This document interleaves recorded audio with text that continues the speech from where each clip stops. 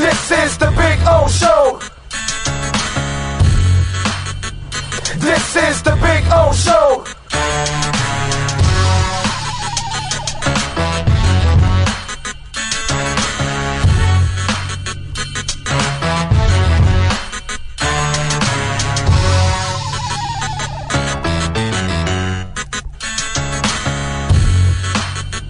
This is the Big O Show. This is the Big O Show.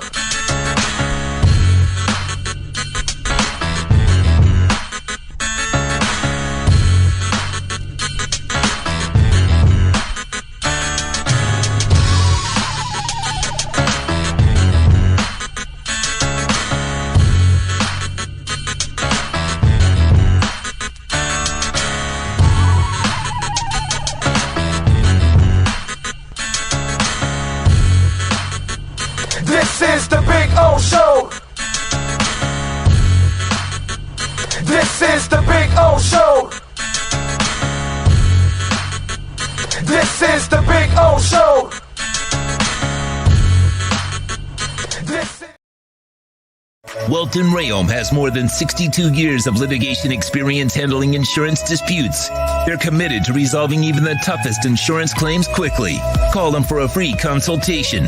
954-966-4646. At Welton Rayom, they don't get paid unless you win. Property damage claims to your home, business, or condo as a result of a hurricane. Welton Rayom can help. Water, mold, fire, smoke damage, Welton Rayom can help. Call 954-966-4646.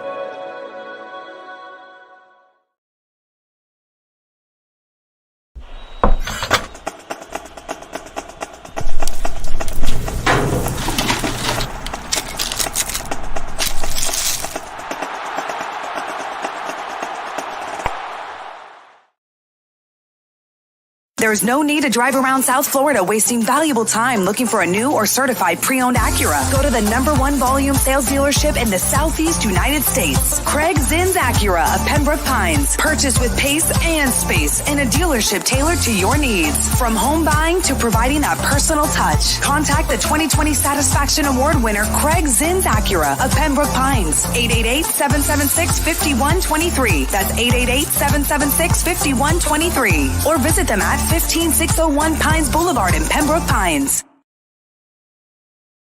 Oh, I think I know what this is.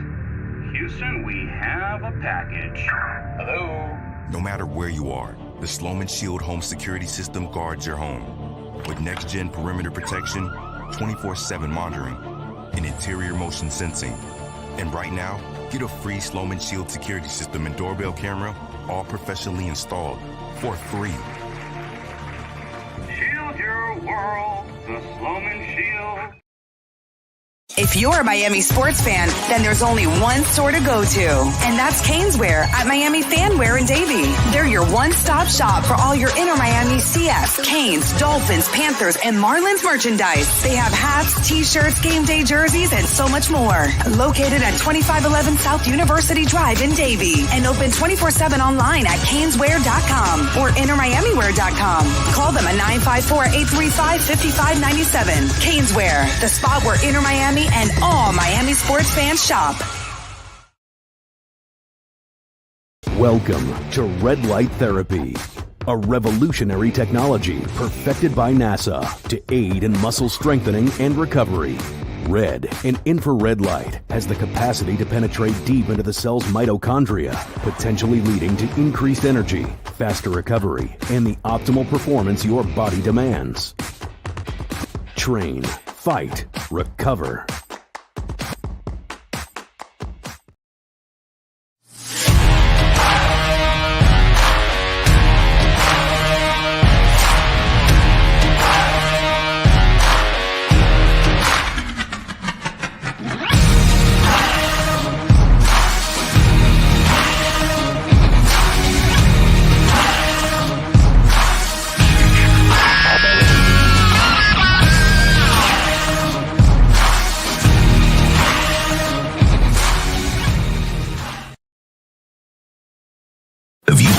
opinions or beliefs expressed on the following program by the host, guests, or callers are not necessarily the opinions of FantasyAccess.com, Media Group Inc. ownership, management, sponsors, or website.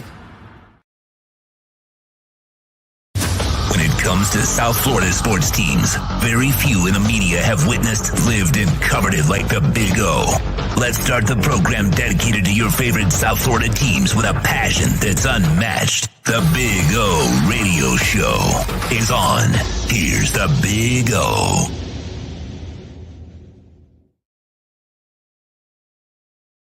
Rock and roll, baby. I'm sorry we're late, but I blame Chick-fil-A.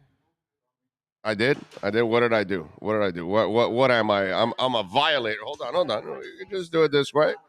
That's all. We can just do it this way. That's all. Well, except you got my forehead completely. You got my entire head cut off, bro. What are you doing, man?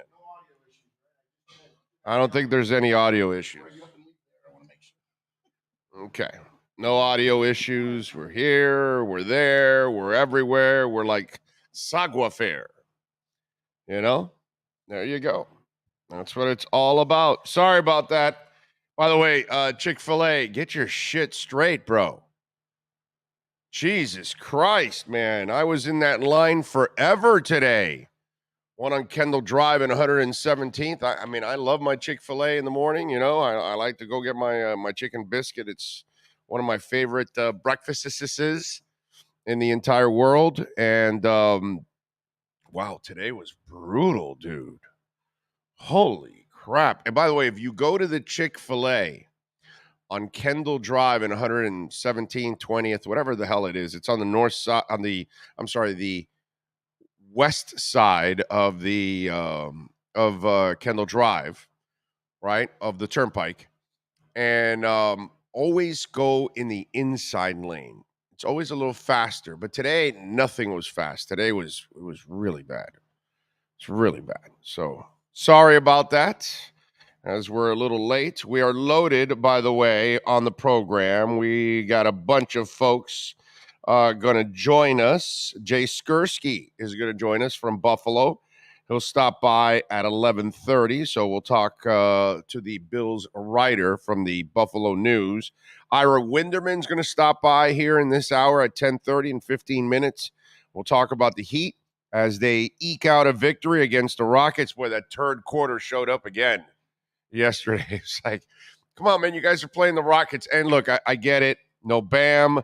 Lowry's getting some rest.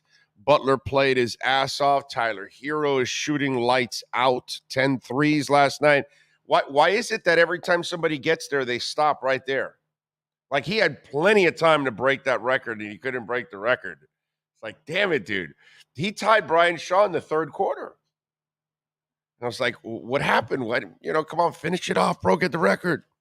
So 10 threes for him, 41 points, 10 of 15 from three-point range. He also added 6 rebounds, a steal, and a block. Butler was awesome, dude. 20 points, 10 rebounds, 7 assists, 4 steals, 3 blocks. Orlando Robinson got in there in the game. He played 36 minutes last night, and he filled up the stat sheet too. 9 points, 6 rebounds, 3 assists, 3 steals, 2 blocks. I like that kid, man. We've liked that kid since summer league. Yeah, man. Just watching him, he's got great effort. But I mean, it's a bad team, the Rockets. You know what I'm saying?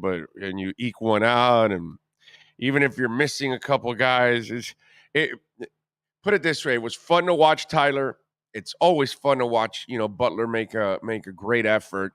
It was cool to see Robinson get some time, but it's still kind of a turnoff that you needed incredible efforts by 2 human beings in order to get by the Rockets. That part was, that's the part that still kind of, bothers me a little bit. They got San Antonio tomorrow at 5:00. What is it with this shit? Last week, the Panthers and the Heat choose to play on a Saturday at the weirdest time at the same time. Half-hour difference, right? One was 4:30, the one was 5:00. Okay, great, whatever. And so now we've got the Dolphins game and pregame and everything on Saturday, and we got this San Antonio game going on, although it is San Antonio, but still, it's just 5:00. You're going right into the Now, for you guys, it doesn't matter because you can like watch the game and then go right into the Dolphins game at 8:15. But for us, we're going to be working starting at 6 o'clock, man. So it's just one of those. I guess we'll have it on and we won't be talking about it. We'll be talking about the Dolphins and the Bills, which is what we're looking forward to. But anyway, so we got that going on. So Heat last night, get it done 111 to 108. Penguins double up on the Panthers last night, 4-2. Bob had 35 saves, no Kachuk. They've got New Jersey tomorrow. They play the Devils at 7:30 in that one. So we got that going on. And then San Francisco last night, they defeat Seattle 21-13. They improved to 10-4. Purdy was 17 of 26, 217 and 2 touchdowns. Played again another solid. They're really smart. Look, and I know Shannon's talking about how, composed he is, the most composed rookie he's been around and all that good stuff. But they do something marvelous and really smart with him. And so much kudos goes to Shanahan the way he's brought him along. 17 of 26, right? And Kittle caught 4 of those passes. In fact, all passes went to running backs or tight ends, except for 6 of them that went to wide receivers. So they're really smart. They keep a lot of the high percentage passes to him, to the tight ends and to the running backs, which is incredibly smart. McCaffrey ran for 108 yards and 26 rushes, but he also had 6 catches for 30 yards. That's what I was telling you, that you look at Purdy's 17 completions, 10 of them went to Kittle and to McCaffrey. He threw another one to another tight end, and then the rest, obviously the other 6 went to wide receivers. So really smart in the way they're designing the offense and giving the young quarterback and building his confidence and at the same time keeping the success. I mean, look, it's not like you're winning and blowing these teams out. 21-13 is not necessarily a blowout, but you controlled the game is what you did. You've got that running game, you've got the defense, and then you've got a smart offense that can move the ball, and then the kid is not turning over the ball, which is also a very important thing. 2 touchdowns yesterday, no interceptions. But really, the way they are managing him, look at Geno. Geno threw the ball 44 times yesterday and mustered 13 points. Kenneth Walker wasn't nearly as strong. He was just coming back from the injury. So the numbers aren't bad. 12 for 47 is not bad. But overall, not the guy that, you've had earlier in the season. They needed to use him more. And Geno was 31 of 44 for 238 yards and a touchdown. So, that's a lot of throws for 1 touchdown. Not a lot of points there. And Tyler Lockett got injured too in that game towards the end. He broke his finger. So that's going to be rough. I saw where Pete Carroll's like, I can't imagine playing without Tyler Lockett and all that good stuff. So, yeah, that's so we had that was what went on last night in the world of sports, depending on what you were watching out there. So we got the chat board open. If you got any questions, comments, insults, maybe even a compliment, who knows? You can do that on the YouTube chat board, of course. The Welt and Rayom text line, 855-912-1056 on the Welt and Rayom text line. You can also reach out to us on Twitter. That's at Big O Show. Remember, if your business wants to be a part of our platform, you can reach out to our business line at 786-754-4664. That's 786-754-4664. If you want to reach out to us here on the business line. Remember, it's not a sports line. Nobody's talking sports there. It's a business line, okay? So if your business wants to, market your brand, it's great for branding. It's great for finding new customers, whether it's locally in South Florida, throughout the state, throughout the United States, and of course, and all throughout the world internationally, because we got a ton of countries also watching and downloading this show. And we thank you all out there again, helping us grow, help us get to 20,000 subscribers. We're up to 16,800. Let's get to that 17, and then let's start that march to 20 there. So help us out there as always, and appreciate the entire year. Those of you that have been downloading the show. True Fin Fan, thank you, sir, for the love on the super chat. He says, "Where are you going to be tomorrow so I can join?" Tomorrow we're not going anywhere. We're not. We'll be in studio. Unfortunately, we are working on something in January, Dolphins wise. So we need the Dolphins to make the playoffs and make an impact in the playoffs. That would be very nice. So True Fin Fan, unfortunately, tomorrow will be in studio, the EJDconstruction.com Miami Dolphins pregame show. So we will talk Dolphins tomorrow, get you ready for that game, and then obviously we'll be there for the postgame show. So it's good. And I get to rest the voice on Sunday, so I like that. And plus, you're not on till Saturday night, so I got all the day Saturday to kind of rest up the voice and get ready. Man, a win would be really nice on Saturday. I'll be, in fact, Phoenix is a band that I like, and they've got a song called Alpha Zulu, right? And I should just get that as a drop in that song where it goes, hoo ha, singing hallelujah. That would be right there. If the Dolphins win, I'm going to go, hoo ha, singing hallelujah. You know, that kind of stuff. Kind of like, what's the lady's name that we showed you? Mrs. Schulman yesterday, the tennis influencer. Yeah, you see her and you say, hoo ha, hallelujah. Pretty much. Probably lost most of you out there. Most of you probably don't know what the hell Phoenix is. Anthony says, Big O, those tennis instructors you showed us yesterday, the fact they take nature beat. Yes, you can tell that Rachel Schulman, right? I think it's Schulman, right? Let me make sure. Let me look up her name. I want to say it's Rachel Schulman. Yeah, she. You can tell she's a very healthy lady, and probably does take nature beat. You know, because that's guaranteed to make you nice and healthy. So yes. Wait a minute. Yeah, no, yeah, that's her, Rachel Schulman. That's it. Very interesting. What's it called? Very interesting tennis influencer, Rachel Schulman. Good morning, Big O and Sean. Fins up, baby. We got this. They better, Lenny. They better show up, and they better show up and play, big time. Lisa says, morning, Fins fan from snowy, cold, upstate New York. Nothing like what is headed for Buffalo, though.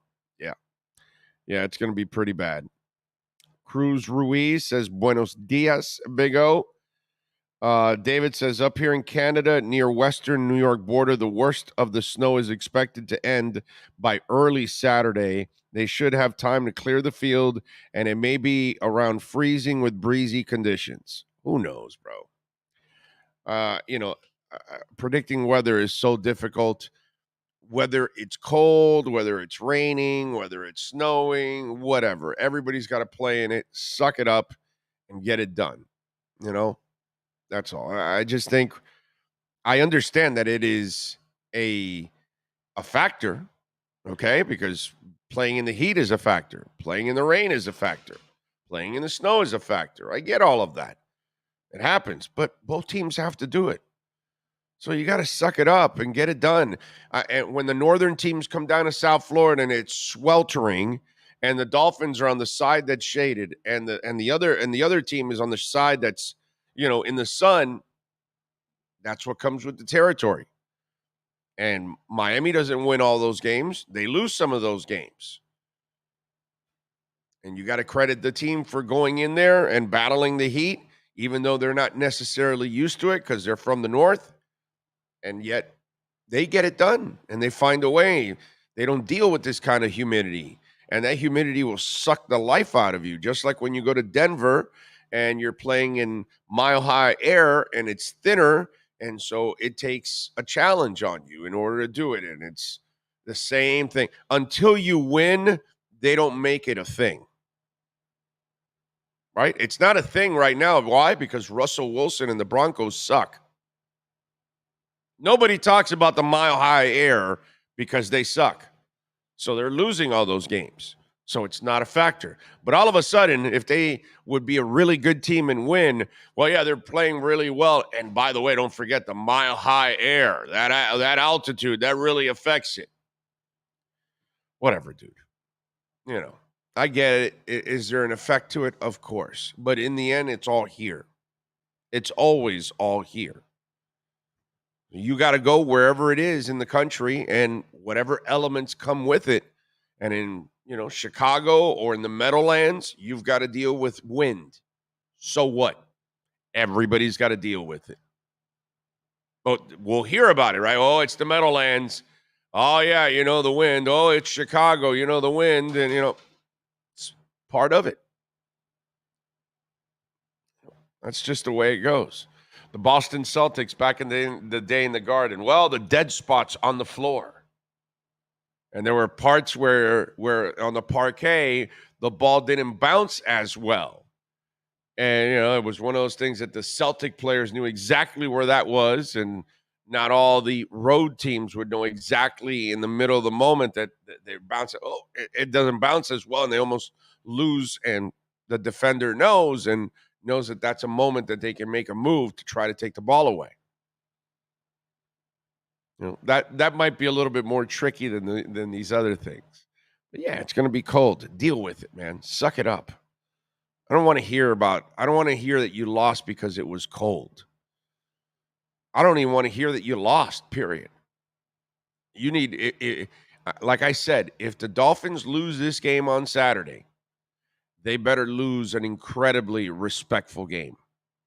That's the only way that you can deal with the loss, because unfortunately what you did the last 2 weeks has now put you into a very difficult position. But anybody and everybody on that team can win and excel tomorrow. It's just up to them. Strap it on, man. Let's go. Get it done. All ready to go? All right. Let's talk a little basketball with Ira Winderman and our Acura of Pembroke Pines Miami Heat and NBA report.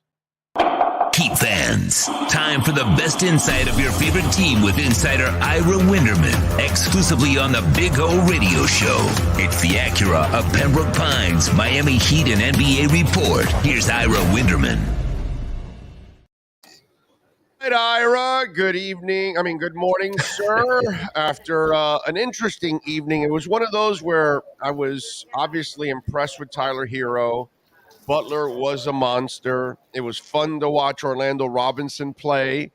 But the third quarter showed up, and I know without Bam and Lowry out, but you still had to eke one out, against the Houston Rockets, which that's like the only depressing part of it, even though it was very entertaining watching some of these guys play. Yeah, I think when you look at a game like that, Big O, if you were to tell me you were going to have a game with no Bam Adebayo, no Kyle Lowry, no Victor Oladipo, no Dwayne Dedmon, and doing it on the second night of a back-to-back, I don't think it matters who you play. And you know what? For all the crappy losses they've given away, you take a cheap win, because that's what it takes to get back to 500 where they are. Now you have to follow it up against the Spurs in Mexico City when you play them on Saturday, and then you move forward from there. So I think we're at the point, Big O, when you get to this stage, December moving forward, there's no bad victories and there's no good losses. They have to make hay in the standings, because you know what? 3-game winning streak. Where are the Heat? 10th place in the Eastern Conference. So there's still work that has to be done. Well, they're at 500 now, which is good. And they got back to 500 exactly. Overall.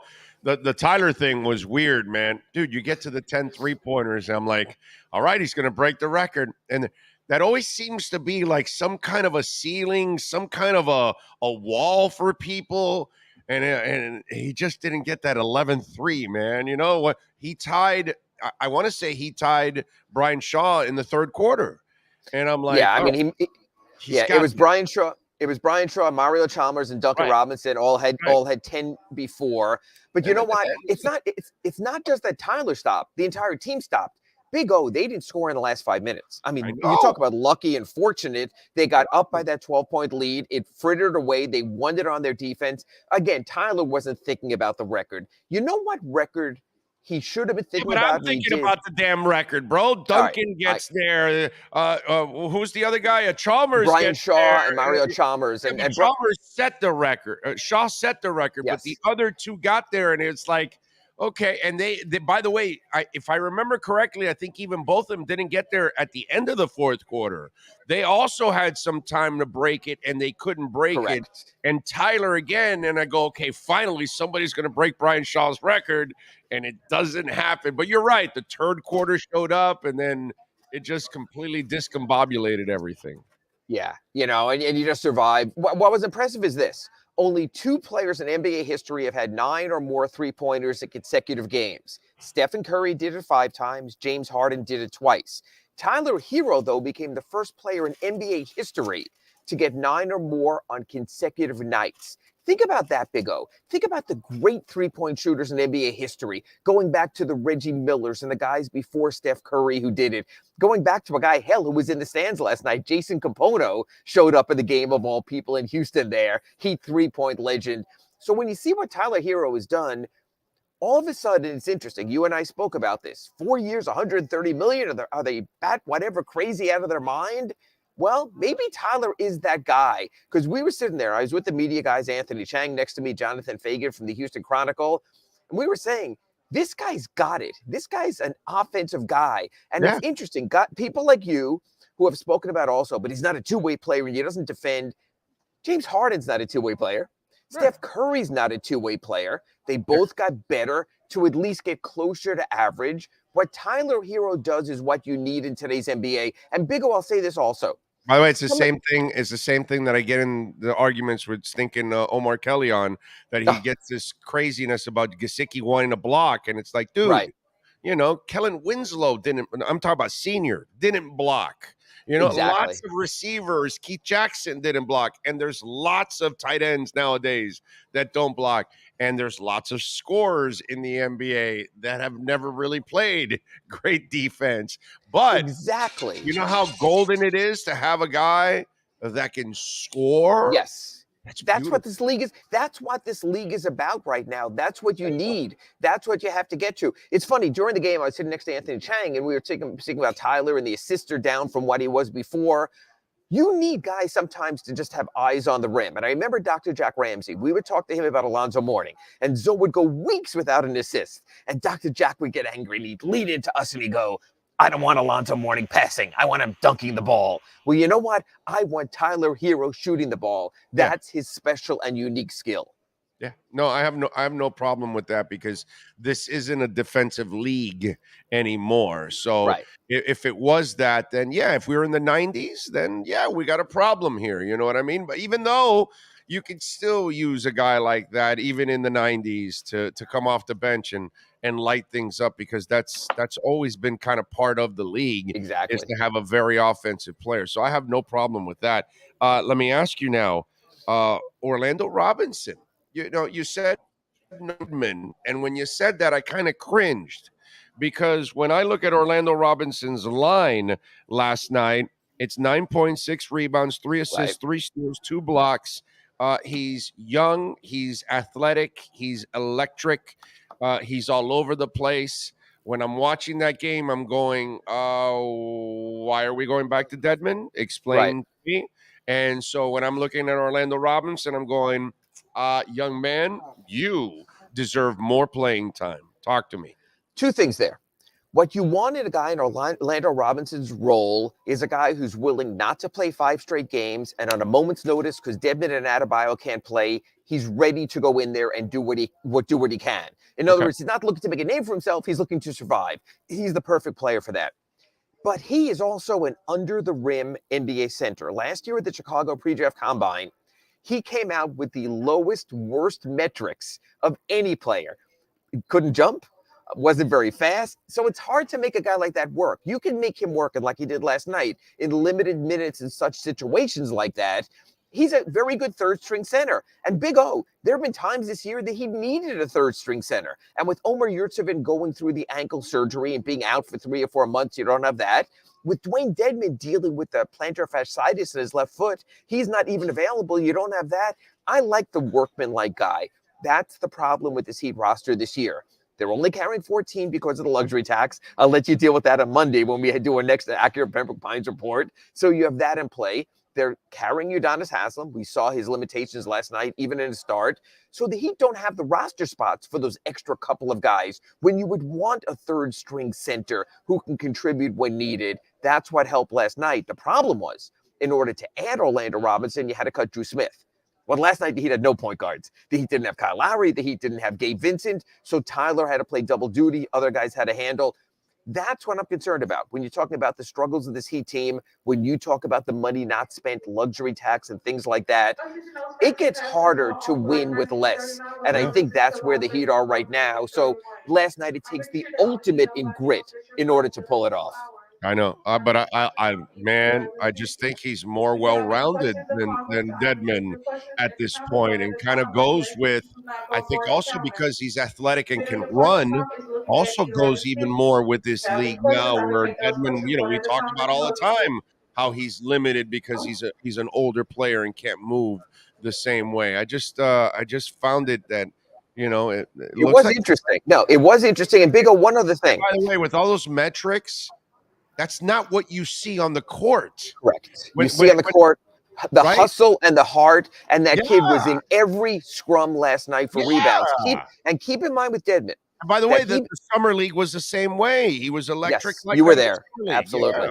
Yeah, and Dwayne Dedmon becomes trade eligible January 15th. And the reason they sort of overloaded his contract at $6.1 million was all of a sudden you add that to Duncan Robinson, you got a nice chunk of change to go out and get someone. So I believe a lot of the salary numbers the Heat are carrying right now are a factor of getting ready for that February trading deadline, lining up your contract. So it very well could be the Heat move off of Dwayne Dedmon. They wrote Dwayne's contract in a way, even though it's a one-year deal with the second year non-guaranteed, they can trade him without his permission. Most one-year deals, you can't do that. So there's a little Andy Ellisberg gamesmanship going on here also. And very well, by January 16th, you could see Orlando Robinson as the Heat backup center, Dwayne being moved on. There's a cap element to that as well. Absolutely. And by the way, if they're trying to move, I know it's not going to be for Durant because they don't have enough for that. And I just read where Toronto's putting together a package for Durant or whatever. Who would it be if they're trying to make a move? Again, it could be just the type of outside shooting big man. I mean, I'll give you a name that seems crazy, but it fits. Someone like a Kelly Olynyk. In other words, if you just have a Dwayne Dedmon on a one-year rental, why not take a rental on a Kelly Olynyk? He played very well alongside Bam Adebayo. He's that stretch element. He might not be the prime defender, but he knows the Heat system. So I think they're working toward one more. I would put it this way. By the trading deadline, I think you will see a new rotation component with this team. Maybe we go back to the Jay Crowder move. Maybe they go through that again. There's been a lot of talk about Jay. The Suns need to get something done. The problem is the Suns right now can get Eric Gordon from the Rockets for Jay Crowder, who's more of a proven commodity than anything the Heat can offer. So you're bidding against that. And let's face it, the Suns probably put that out there also saying, hey, we can get this. Can you top it? That's part of the gamesmanship you and I always talk about on our Accurate Pembroke Pines reports when it comes to trades. All right. Heat-wise, how important is it to make that trade because of all the limitations you've talked about that they have on this roster on the back half of it? It's important for this reason. I want to know if the Heat truly believe they can contend. Do they believe they're playing for something? Or are they just trying to get, out of the play-in round and just say, hey, we made it to the second round of the playoffs? I still don't know the mindset of this team. Is this team looking to the future to a degree already? Because you and I have spoken about it. It's really bright now with Bam Adebayo, with Tyler Hero, maybe with Jovic and some of these young pieces. So I'm really curious. Is this a team truly like we expect from the Heat that's living in the moment? Or is this a team getting its ducks in order for something bigger and better? And it comes down to this, Big O. Is there a move for the Miami Heat that would make them playoff competitive with the Boston Celtics and the Milwaukee Bucks? If there is, they do it. As you're shaking your head for those only listening on our podcast, if there's not, then I think you take a smarter approach and say, hey, we're not going to punt. We're going to go all in when it comes to trying to win. But we recognize, damn, the Celtics, they're just getting Robert Williams back now. They're good. The Bucks, they're only going to get healthier. They're good. So I think there's some assessments being made in private. You know what, Big O? Sometimes it's not your year. Sometimes you don't know it's your year till later, like the Celtics. Yeah, but a shitty year for the Heat is still over 500 record. You're in the playoffs, maybe even get into the second round. So it's, it's not the end of the world. No, it's not. You're a not Miami at all. Heat fan overall. You know what I'm saying? Not at all. And the comparative I give you is this. Right now, who do you feel better about going forward in their chances? The way the Heat are playing and on the uptick to a degree, or the way the Panthers are playing and not on the uptick to a degree? Yeah, no, I'm definitely going with the Heat. Well, but remember, it's the same system, same coach. He knows all that. The Panthers kind of, they took a chance here, changing everything up. Everything. And to then try to get that going within an off season into the next season, that's a really difficult task. Big challenge to pull off for them. And last night, obviously, with the Penguins, they ended up falling short again. What do you think of this Curry shoulder injury? The Warriors have been teetering all season. Weird. I mean, they are awful on the road. They've had some terrible losses. Klay Thompson came back, but not as the same player. Draymond wants his money. He could still be a trade factor. It's interesting. You're talking about the Heat and a team that might have to punt and take the rare punt season. I wonder what the Warriors do. Do they punt on their youth and say, we'll trade Wiseman, we'll go for the moment, trade Kuminga? Or do they say, you know what, without Steph, we're only limited on what we can do? And maybe they sort of ride that up and down and reset it. But that team without Steph Curry is a completely different team, because that team with Steph Curry this year is hardly the dominant team they were last season.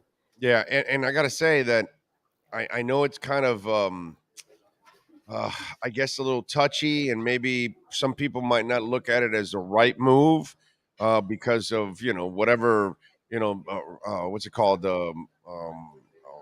Not commitment, but loyalty. Emotional ties, sure. Yeah, you can't re-sign Draymond Green. You cannot give him big money. He's not worth that big money, and that's just going to be an albatross of a contract for the rest of his career on your books. And Big O, I don't think they have to for this reason. I think every other team realizes he's a system player who works very well with the Warriors, but probably wouldn't work nearly as well with any other team. Now, maybe you'll get a craptastic team like the Hornets, who have nothing to lose, might win a lottery pick, and might think they can restart that way. But I think the Warriors might be able to come down on the money and go longer on the years and find a way with Draymond. But what Draymond Green thinks of himself, that's where it's going to get difficult for them. Yeah. Enjoy the money you've made and whatever money you got left to make and all the rings you've had. You've had one hell of a run. That's for damn sure. All right, what do you got going on in the Sun Sentinel so Heat fans can check it out? A couple of stories, like we mentioned with Tyler Hero. I went back through the record book. I asked, why is he getting these shots right now? Eric Spoelstra said, on one hand, he's stepping up. On the other hand, teams are so concerned about his dribble penetration that they're sort of backing off at the three-point line, so he's setting himself up. So I wrote a story on that, and I did a piece just on the Heat going south of the border, playing tomorrow in Mexico City, what the game means, and like Jimmy Butler said, screw it. We don't get national TV games. We might as well take advantage and enjoy this and win back the respect. And it really is crazy that a team that's been to the Eastern Conference Finals 2 of the last 3 years has so few national appearances. So I think the Heat are going to revel to a degree in this. But you know what? They're going to revel more than anything in the chance for the first time this season to get over 500. So they are going on a business trip.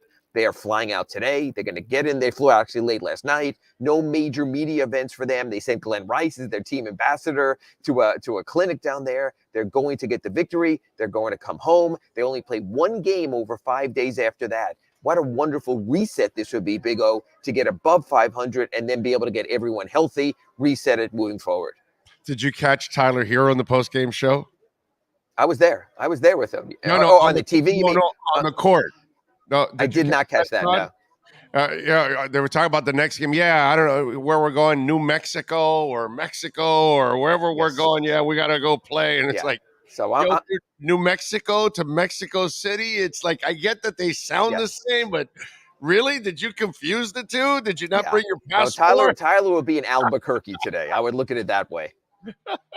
That is too much. The story I want from you is talk to the three guys that stopped at 10. And did they ever think about it during the game of trying to get 11? Did they know about the record? And then the experiences that all three went through after they hit 10 with plenty of time to get 11, and they didn't get 11. And why the hell is there this thing at 10 that it stops everybody and nobody can break the damn record? I want to know the mystique behind all of this. We will see going forward. Maybe tomorrow in San Antonio we'll see it. So funny, eventually it'll fall. I never thought it would be Tyler based on Duncan Robinson and Max Strus and the other players. But hey, he's on a roll. Let's see if the roll goes on.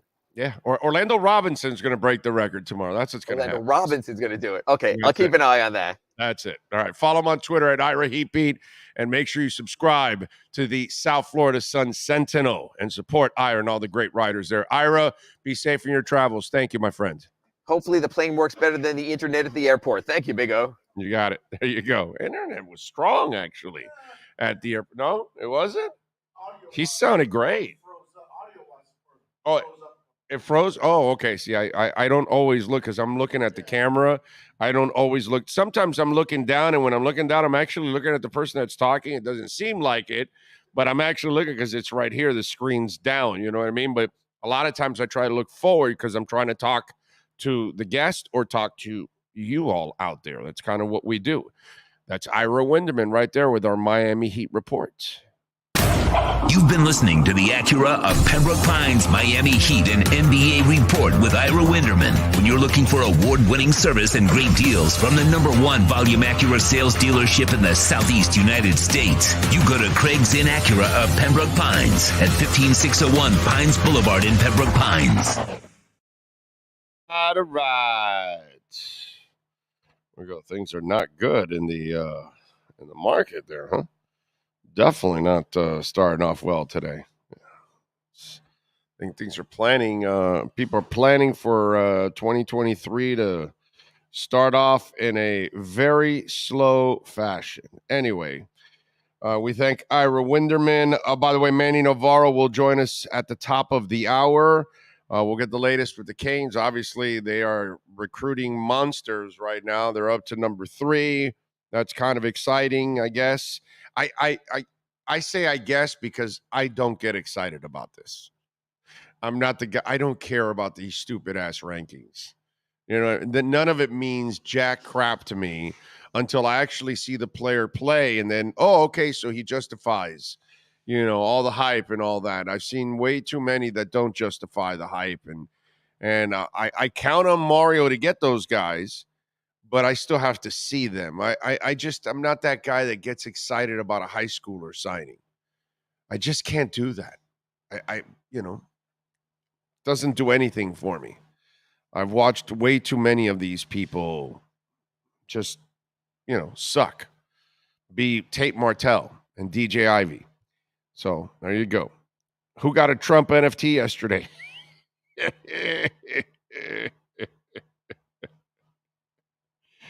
Question is, what's going to happen when you try to resell it?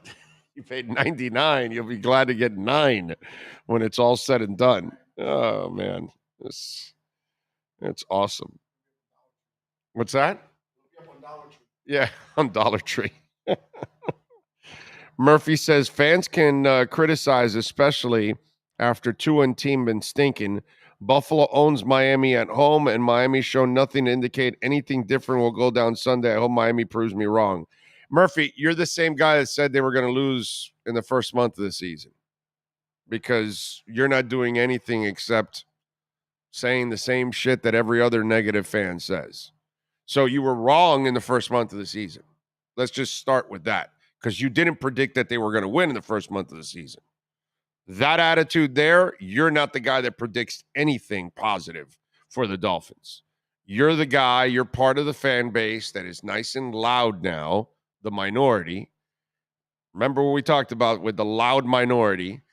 You're the loud minority, bro. That's all it is.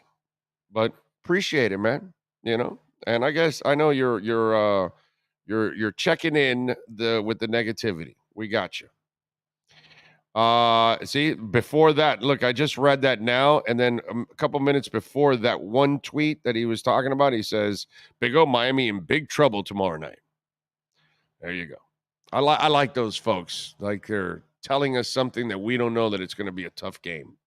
And then telling us something that we don't know that you're convinced that they're going to lose. Just like you were convinced that they were going to lose. In was it September or did we get to October for that game? I think it might have been at the end of September. But because it was the third game, wasn't it? Yeah, because the fourth one was Cincinnati. So yeah. So the third one, Murphy, you got it wrong in September. So there you go. Big O market is down is okay. We'll scoop more shares at lower prices, which will eventually rise. DCA rocks. Amen. Amen. Can an NFT file for bankruptcy? Trump's go-to move.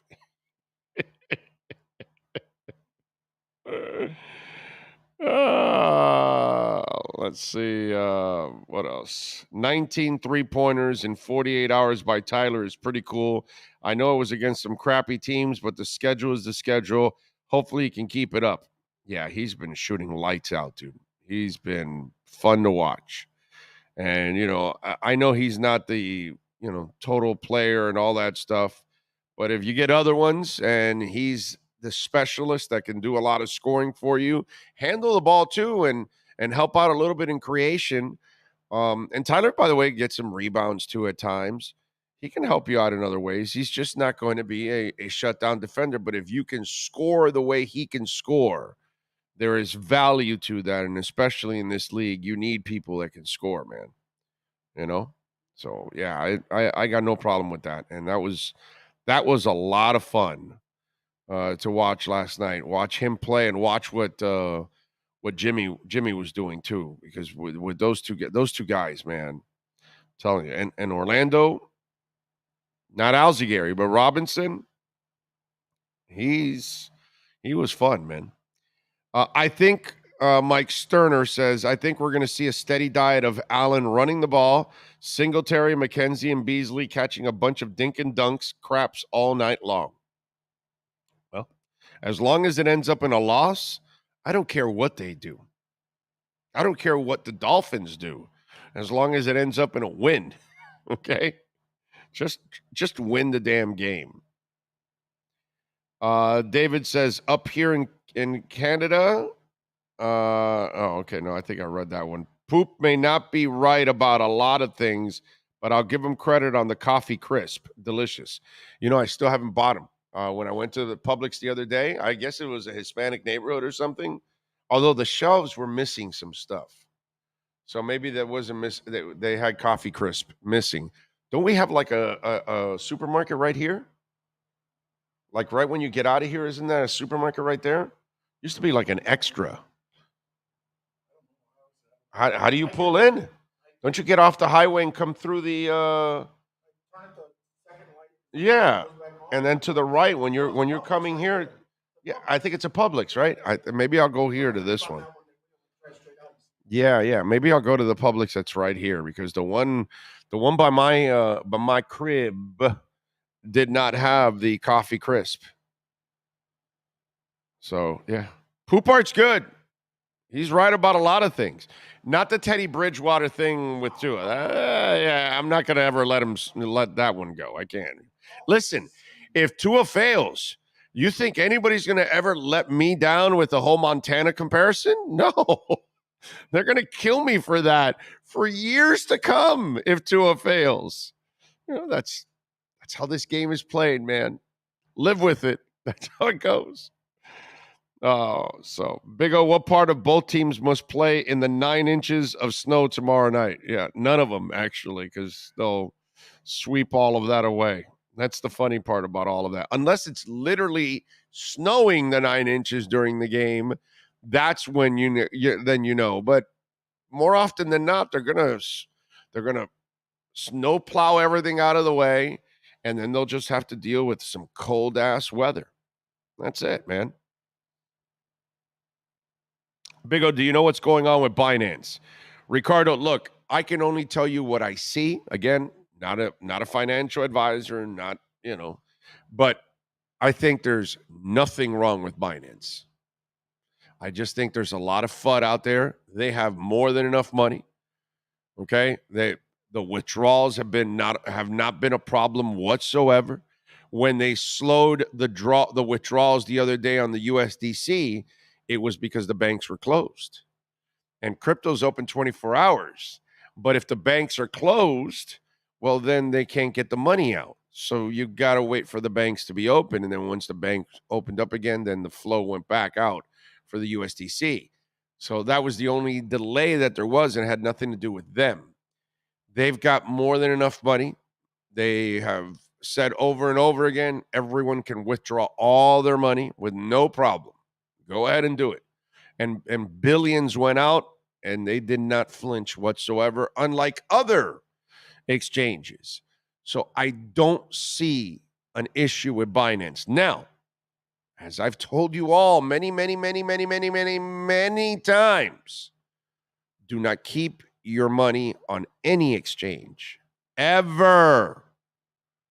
Keep it in a cold storage wallet. So while there's nothing wrong with Binance, I don't think there's anything wrong with Coinbase. As much as they're tanking and their stock has tanked completely, I don't think there's anything wrong with Crypto.com. But again, if you're going to use them, you buy and then move. That's all. You use the exchanges to buy and then move them immediately. So it doesn't matter what's going on with Binance or anyone else. Just make sure that you can buy it and move it immediately. Not that if you don't have a bridge, if that doesn't have a bridge in order for you to move it, don't buy it. Don't lock yourself into something that you have to keep on the exchanges. You make sure you move it to your own, custodial wallet, okay? A cold storage wallet. Make sure you move it over. And by the way, you can tell how stupid the people in the government are. Like, oh, you're gonna have to register your wallet. Nobody's gonna do that. Nobody's gonna give you their 12 words. That's stupid. That would be the dumbest thing in the world. That's kind of the idea of decentralization. So the government doesn't monopolize your money or ruin the value of your money. And again, I'll repeat, the dollar loses 6 to 8% of value every year. Bitcoin is at $17,000, 13 years in. It's only gone up. You know what I mean? Has it had its fluctuations? Yeah, but is the dollar worth $17,000 since it started? No. It's worth a hell of a lot less. And you lose 6 to 8% of your value of the dollar every single year, and it's been going on for 80 years. And that's because of the way they run everything. But eventually this will catch up. People will learn and they'll figure it out, but that's just part of this process. Nothing's wrong with crypto. What is wrong is with the exchanges and the banks, the investment firms. Since that's the language that the average person understands. They're not going to understand DeFi and CeFi and decentralized financing and crypto exchanges. They're not going to understand that. So you have to tell them banks and investment firms, which is equal to what I'm talking about on the crypto side. That's all. But yeah, I don't think there's anything wrong with Binance, but still, you shouldn't keep a penny on any exchange. You do that, that's your own fault. We warned you to get it off Voyager and and FTX before they collapsed. Okay? Binance is nowhere near any trouble whatsoever, but I'm telling you, you should not keep anything on Crypto.com, on Binance, on OKCoin, on KuCoin, on any of these exchanges. Coinbase, you should not keep any of your money on there. Move it to a cold storage wallet for the 1,000th time. All right? On the broadcast last night, Eric Reed called Orlando Robinson the Big O. I saw that. And Eric, you that's not right in this town. There's only room for one Big O in South Florida. And it ain't Orlando Robinson. BitBop66 says Big O Highmark Stadium in Buffalo has heating lines to keep field from freezing. Since it will be around freezing level, do you think the Bills will use it?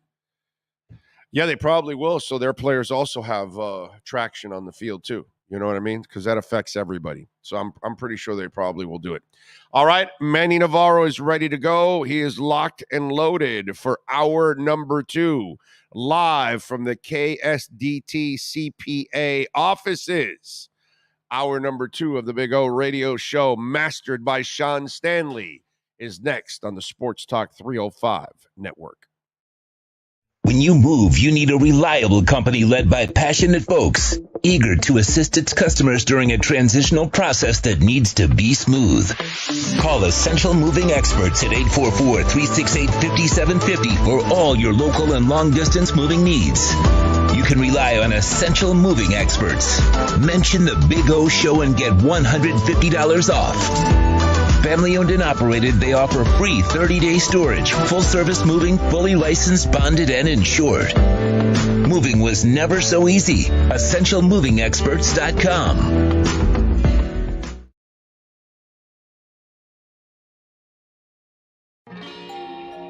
Oh, great. You have a doorbell camera. Now you have a front row seat to your house getting robbed.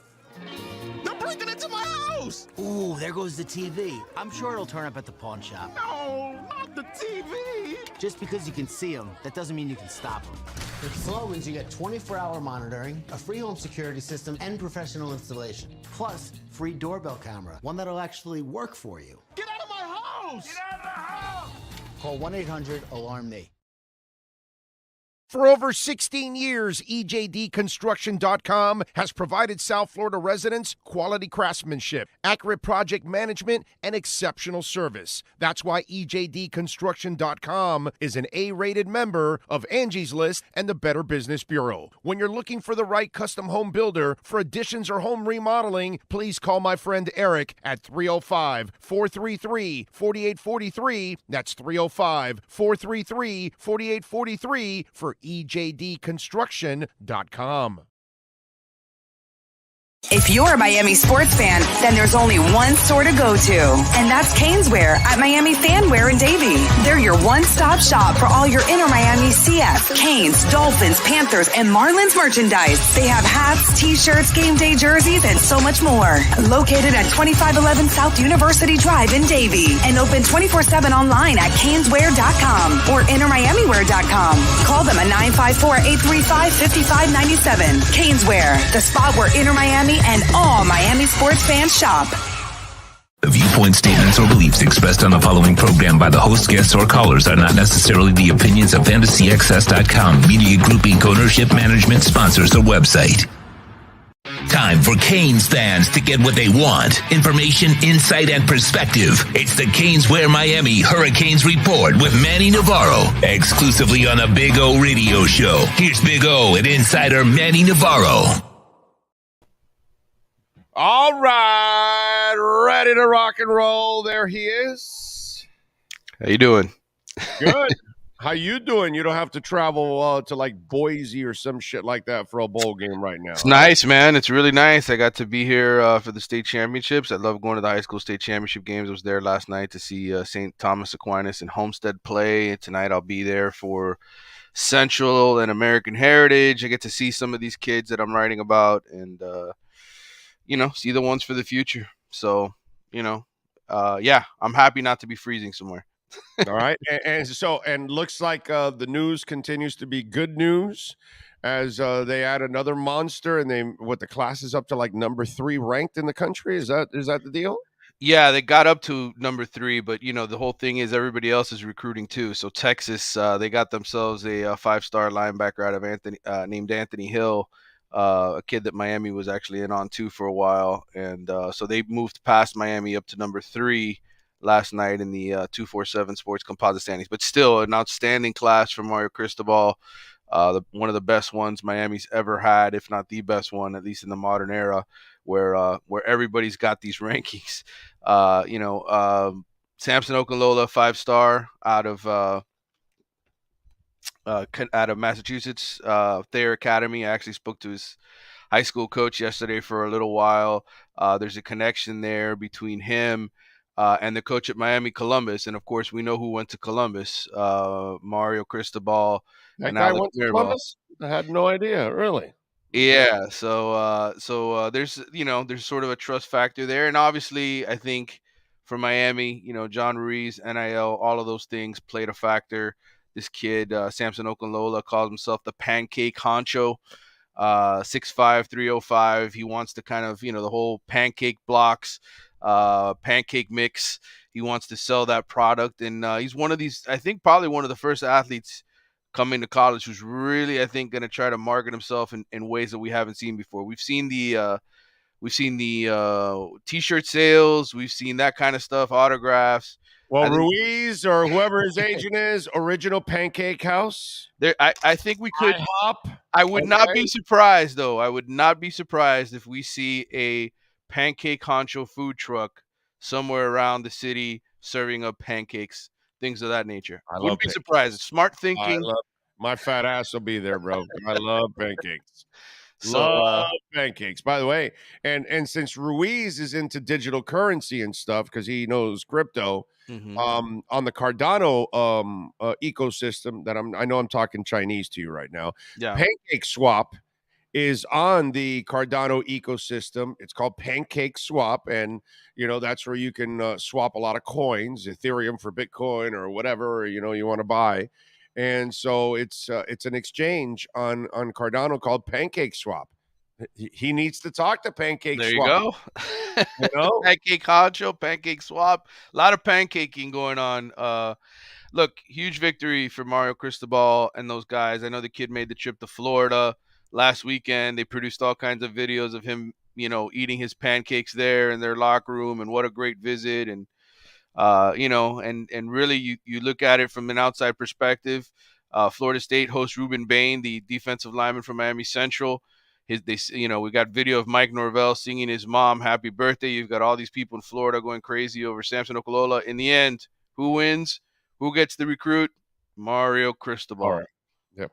So, yeah, excellent recruiting class. It's what they need. But, here's what I'll say, and I'm sure Mario will say this next Wednesday. Got to keep bringing it in. Got to stack classes and stack classes and stack classes, and that's the way you get out of this thing, because it's not just one class. and the other thing I would say is you have to continue to recruit these guys once they're on your team to make sure that they don't go in the transfer portal and leave.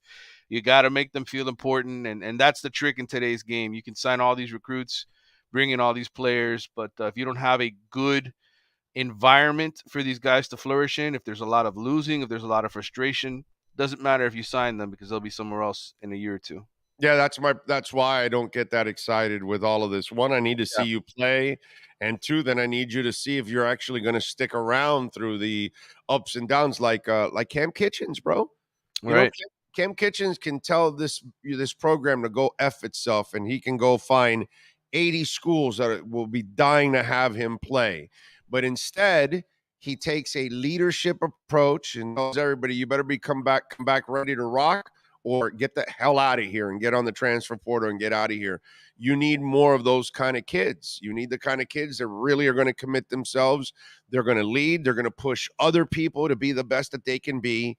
Until you get more of those Cam Kitchens inside that locker room, this shit ain't going to turn around, because you can talk to me about everything that these guys did back in the 80s and the 90s and how they were partying and having some fun and all that crap. but they worked their asses off, dude. They were great players. You know, it meant something to them to win games, to be great. And so that's the stuff that you can't take away. And you got to get, they were dogs. You know what I mean? And so nowadays you got to go find those dogs. And Cam Kitchens seems to be the kind of dog that they're looking for.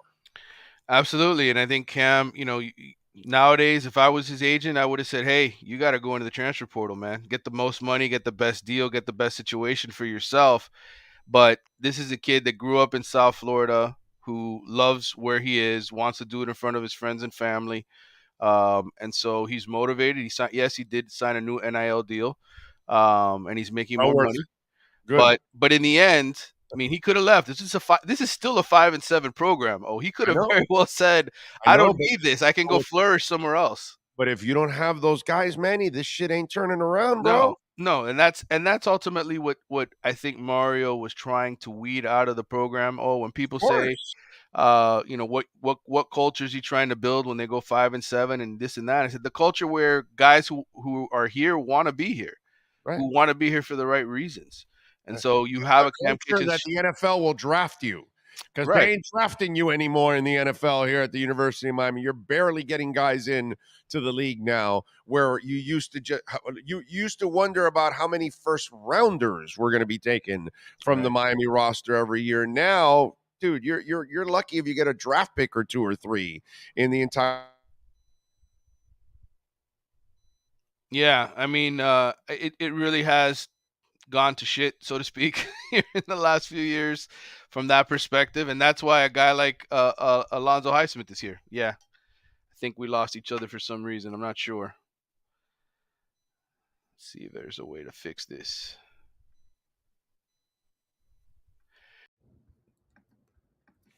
Can you hear me now, Oh?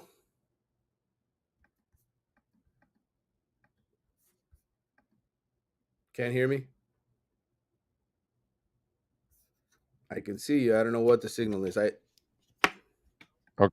I'm talking. I don't know about Manny. Can you hear me now? Can you hear me? Not getting anything. All I was doing is tapping my head, so it can't be me. Don't look at me. I didn't do anything. Can you hear me? You can either. I can hear you. We can hear Big O. Manny, I'm here. Can hear Manny, not O. Okay. Well, I can hear you now. All right. I don't think you can hear me. Going on. Let's see. It says there you go. How about you, Manny? Can you talk? I can hear you. Can you hear me? Say something. Yeah, I'm talking. Talk. I'm talking. 1 2 1 2 1 you 2. hear me, but I can't hear you. Correct. Okay, so you're hearing me. Yep. Now you hear both. Everybody says you're hearing both, Mm-hmm. but I don't hear shit. Yeah, we don't hear Manny. You guys can't hear me. We don't hear Manny at all. Yeah, I didn't change any of my settings Manny. or anything. Talk. Yeah, 1 2 1 Say 2. something. I'm here, Manny. So yeah, Navarro, he's talking, but apparently The Athletic. How about the reset of the okay. Hold on a second. Let's see.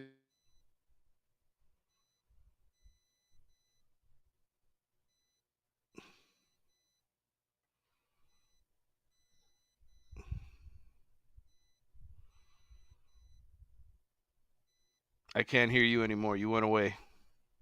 You can hear me, but I can't hear you. Hold on. Here we go. Now I got the audio. I can hear. I heard you there for a second. Can you hear me now? Yeah, I hear you now. All right, we got the Verizon perfect.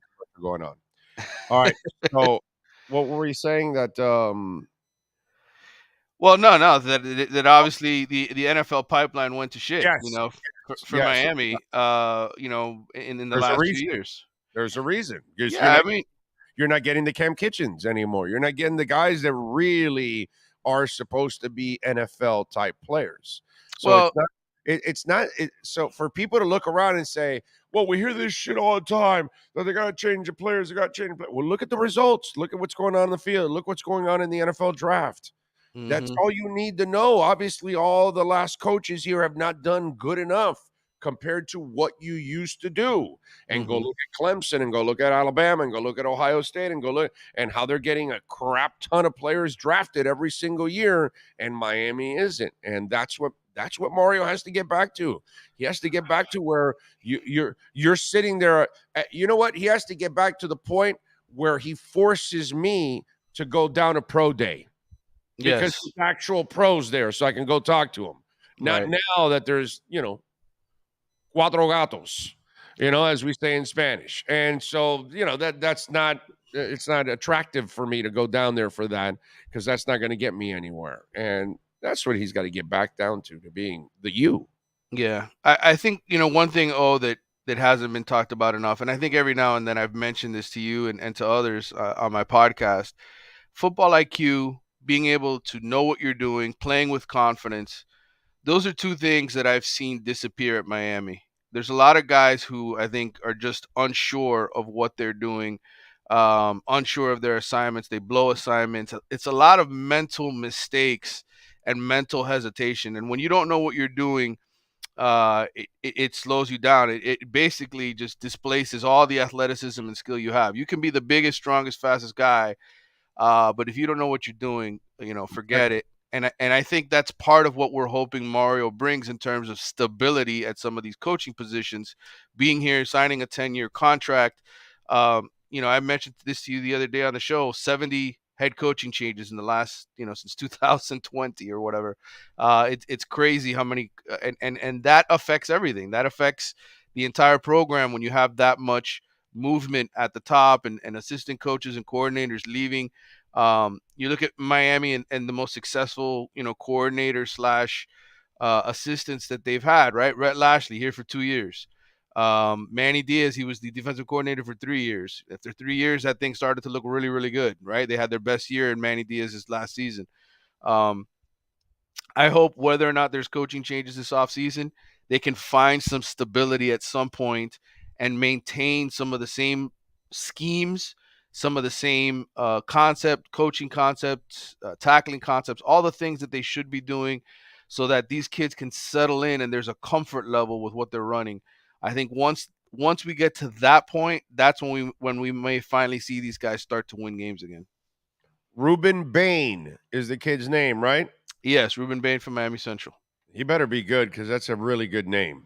Oh, yeah. Well, he is. He's highly productive kid. That's what I love about some of these recruits is, sometimes you can take a guy like a Samson Okunlola who really hasn't played against anybody and everybody tells you he's going to be a stud.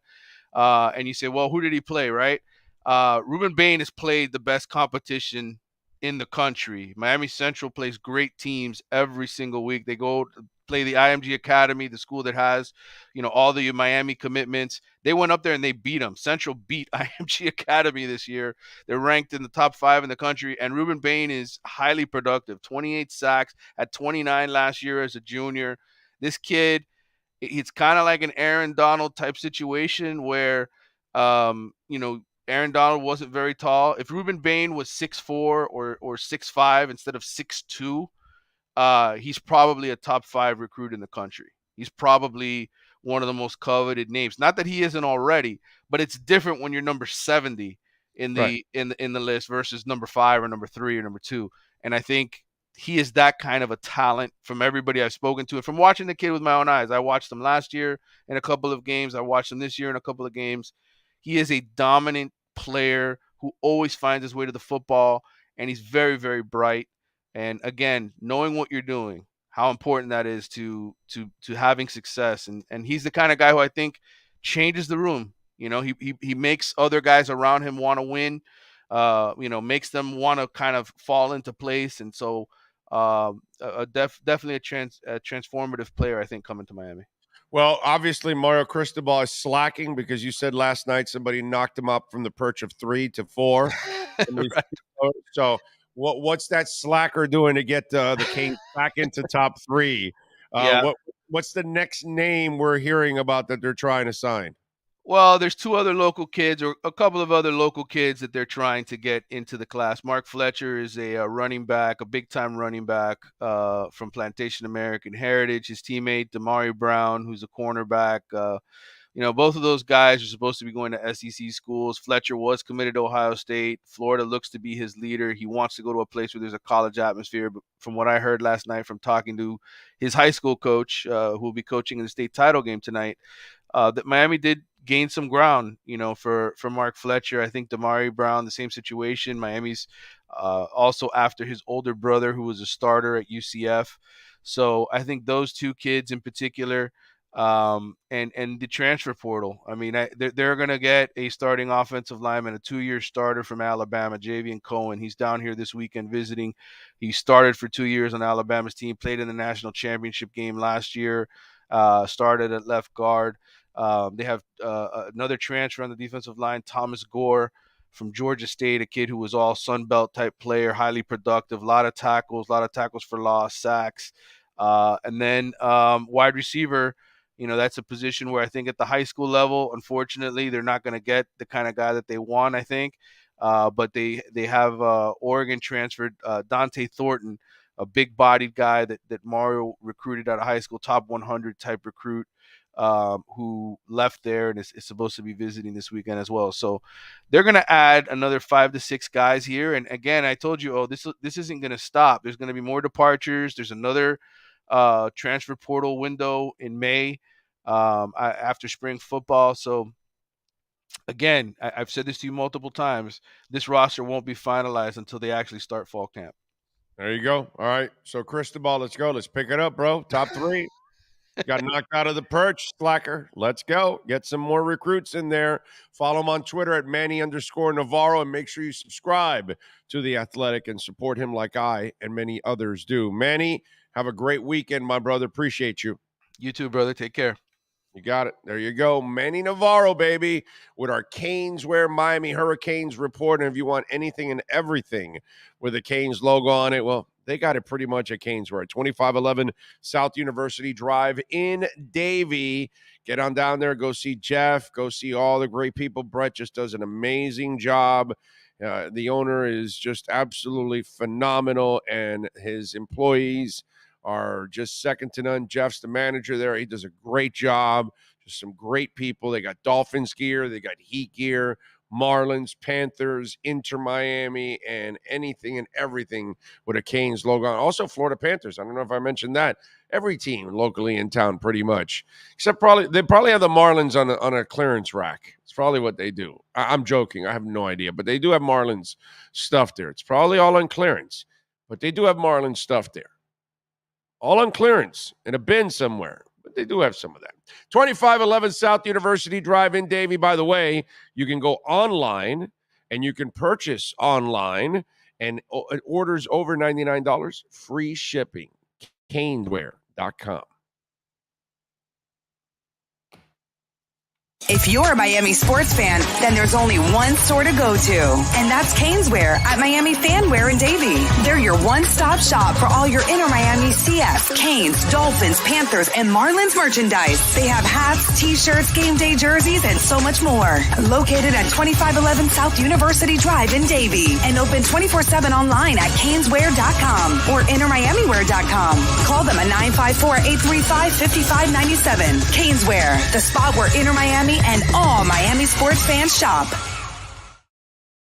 All right. Kind of a slow day today. Really not like, we've talked a lot about the, matchups and talked about some of the storylines, the stupid snow and all the other things. But they're really, and there isn't a lot of stories going into this game. The line, by the way, the Bills are favored by 7. It's been at 7.5. The over and under was as low as 42. It's at 44. Buffalo is minus 325 on the money line. The Dolphins are plus 270. I would take Miami plus 7 in this game. I expect them to play their asses off this week. I really, you know what I really like about this Dolphin season more than anything else, and it's one of my strengths. Over the years, no draft talk. None. Nobody cares about the draft right now. I mean, you got to be like an idiot right now if you're worried about the draft or thinking about it because, we're in the middle of the season. They got a great opportunity to go to the playoffs. but we would have been talking about draft weeks ago. Normally. You know, once you get into like late November, early December, you're already talking draft as a Dolphins fan. And there is no talk of draft. That is just like the weight of the world off of you in that sense. We actually get to talk about what's going on right now. Not, okay, well, they're out of the playoffs again, or they've got no shot pretty much. What are we looking at? What pick is it? Is it the 14th? Is it the 12th? Is it the 10th, the 6th? You know, and if they lose this week, do they move up? And that's kind of that's the life that we've lived for a long, long time. I got to tell you something. I am so glad I don't have to talk about the draft. I'm so glad I don't have to go call all these guys that I normally, you know, get on to talk all kinds of draft stuff. That is just, it's refreshing. You know what I mean? So I really appreciate that. If you're a Dolphins fan, you got to feel better that, you know, this isn't the time where you're talking about the next season already. You're still in the moment. You're talking about a huge game this week against the Bills. If you win this, it sets you up for the next 3 games. And even if you lose this game, you still have 3 more to get to 11 wins. It'll put you right into the playoffs and all that good stuff. So you still have a lot of things to talk about. And I know some of you are afraid of same old Dolphins and that kind of stuff, but I love the fact that we're not talking draft. Joe Shad, by the way, is reporting National Weather Service in Buffalo says travel could be very difficult to impossible. The hazardous conditions could impact the morning, evening commute. Heavy snow will fall in relatively narrow bands. If traveling, be prepared for rapidly changing road conditions and visibility. Okay. Sounds like a lot of fun out there. Sounds like the kind of place that I definitely never want to move to. Okay. Like I've talked about this, like there's areas in this country that are considered, you know, for down the line in the future, the better places due to climate change to live in. And for those of you that live like in Western Carolina, North Carolina, Eastern Tennessee, that's supposedly a pretty good area because you're kind of out of the tornado zone. Northern Minnesota. Last time I had this conversation, I think it was either last year or the year before, there was like this weird tornado that went off in Minnesota actually during the winter. But in the northern part of Minnesota is also considered, you know, when you're closer to the border of Canada and that kind of stuff. There are certain parts of the country. Vermont is also considered a very good area when it comes to, you know, the next 20, 40, 50 years where climate change is going to make an enormous difference in our lives, unfortunately. And where do you move that you have less natural disasters? You know what I mean? And that, you know, when you think about it, right? That places like that, holy moly, dude. Jesus. That's, you live there and this is what you're going to get. You know what I mean? And it's just brutal to live in those areas that you have to kind of deal with that. I heard Beasley called Beanie. I don't know what that means. What is that? What are you laughing about? What happened?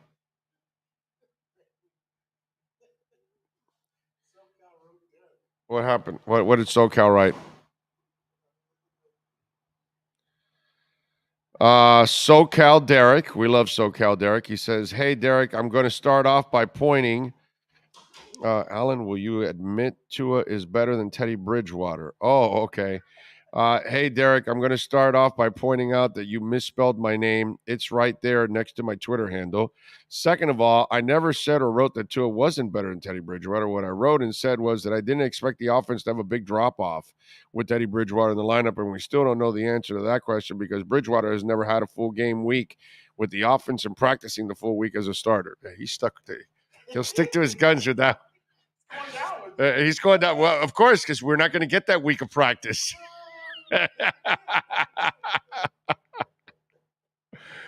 So you're never going to be able to prove Poupart wrong because we're never going to get that full week of practice with the offense and then let him run the offense and all that good stuff. So, he has a lot of confidence in Teddy. I love Teddy the person. No, I'm not very confident in the quarterback. Sorry. I've never been very confident in the quarterback at this level, of course. Listen, you go look at one of those years that he had like 14 touchdowns, 12 interceptions, or 15 touchdowns, 12 interceptions, something like that. It's a year where he had Adrian Peterson, Stephon Diggs, Adam Thielen. He was loaded. Like the team was loaded at all positions. And, he could barely average a touchdown a game. Just one of those deals. Yeah, no, sorry. Cole Beasley and his mysterious return to Buffalo. There's no mysterious return. The guy wants to play, and so now he's going to play. That's it. And I guess now you don't even have to have a COVID shot, right? I don't think it's required now, right? So it's perfect for him. So he can inject himself into the team at any time now without having to inject himself, literally. So, yeah, there you go. If the snow were be the forecast over a foot, I think they'd move the game for fan safety. Maybe. Who knows? New Hampshire, less taxes, but lots of Patriot fans. Yeah, but no, it's actually Vermont is better than New Hampshire listen, I'm going by what scientists say. Okay, so Vermont supposedly is one of those safe havens in our country. And also, you're also going to be next to some great water supply. That's why northern Minnesota is also great too, because you're by the lakes.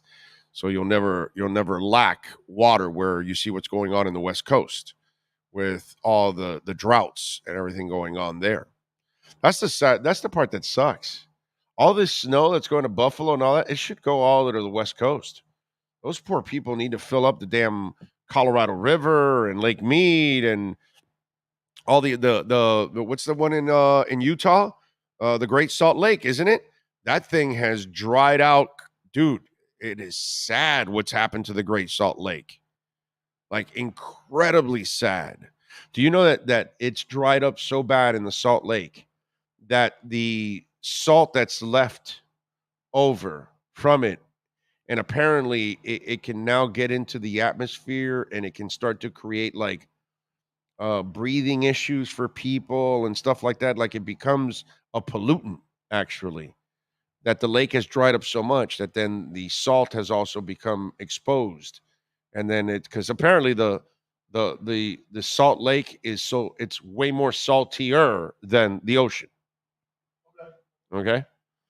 It's something like that. Any of you that live in Utah, you know what I'm talking about, that there's a concern that now because the Salt Lake has dried up so badly that now that salt turns into, I forgot what it was or something, that it could create some real problems for people in that area of the country.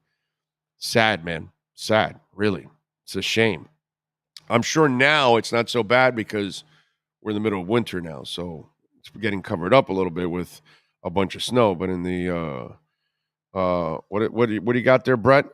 Particulate air pollution. Is that what it is? I know I saw something about that, and just really, it's tough, man. Really sad. A lot of stuff that's gone on out west with all the dried lakes and rivers out there, man. This is Tua's chance to prove his doubters wrong.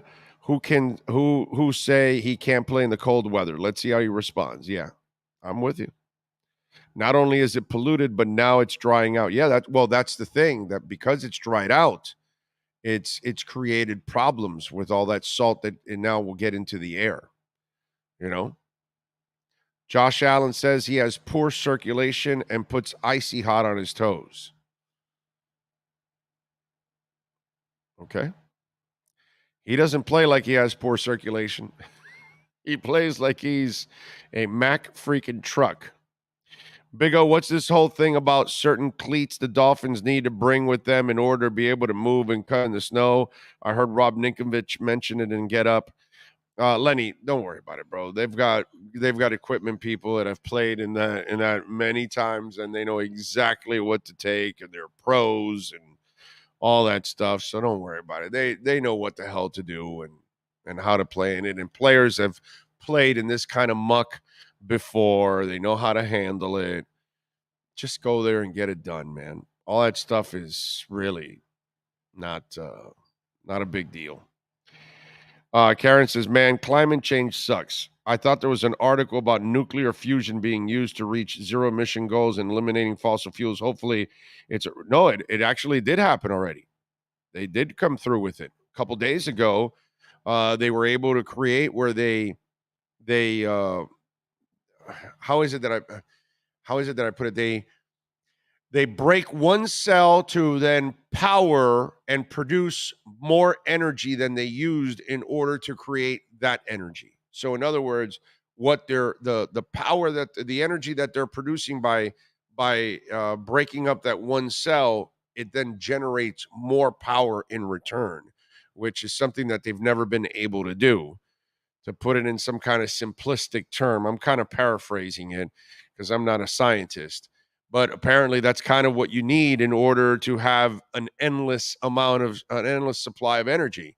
Because if something that produces energy then produces even more energy on the comeback, then that is something that can just be an endless cycle for you.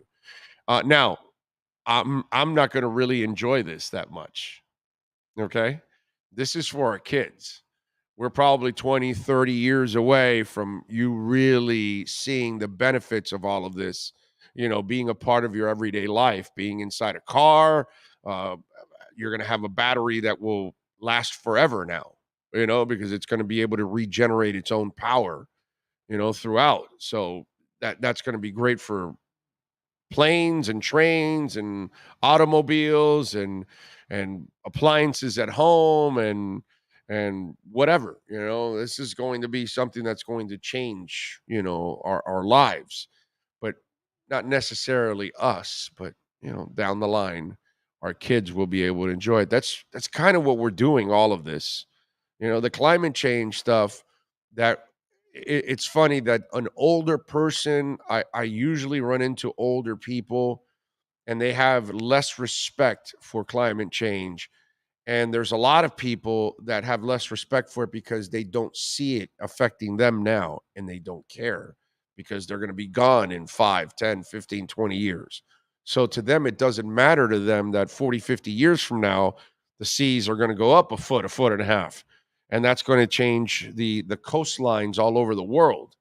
But there's just a group of people that don't care about it because it doesn't affect them. You know what I mean? And all of these changes don't necessarily affect us right away. But what it is going to do is going to make life better and affect our kids and our kids' kids. And that's really what it's all about. Society has done a really shitty job of the good Lord handed you a beautiful planet and you have done a piss poor job. Actually, you've done an excellent job of ruining it. And so that's what you've got to try to do now, is you've got to now hopefully avoid more damage so future generations can, enjoy the planet better, something that we were able to enjoy throughout our lifetimes. Just it's not an easy thing, but it's the right thing to do. So let's see. True Fin Fan says, I completely disagree with saying Tua needs to prove he can play in the cold. The elements affect anyone. Was it snowing in California? Tua can play. Relax, people. It's the first year of this regime. Exactly. Yesterday, somebody asked me about Tua struggling, and that, you look at Josh Allen and you look at Mahomes, and why were there struggles when you look at some of them and how much they're comfortable in their systems, right? And the guy kind of answered his own question by saying in their systems. And remember, Tua and McDaniel are new to each other. Tua's only been in the league 3 years. His first 2 years, he wasn't really taught the position like he needs to be taught. Now he's being taught the position.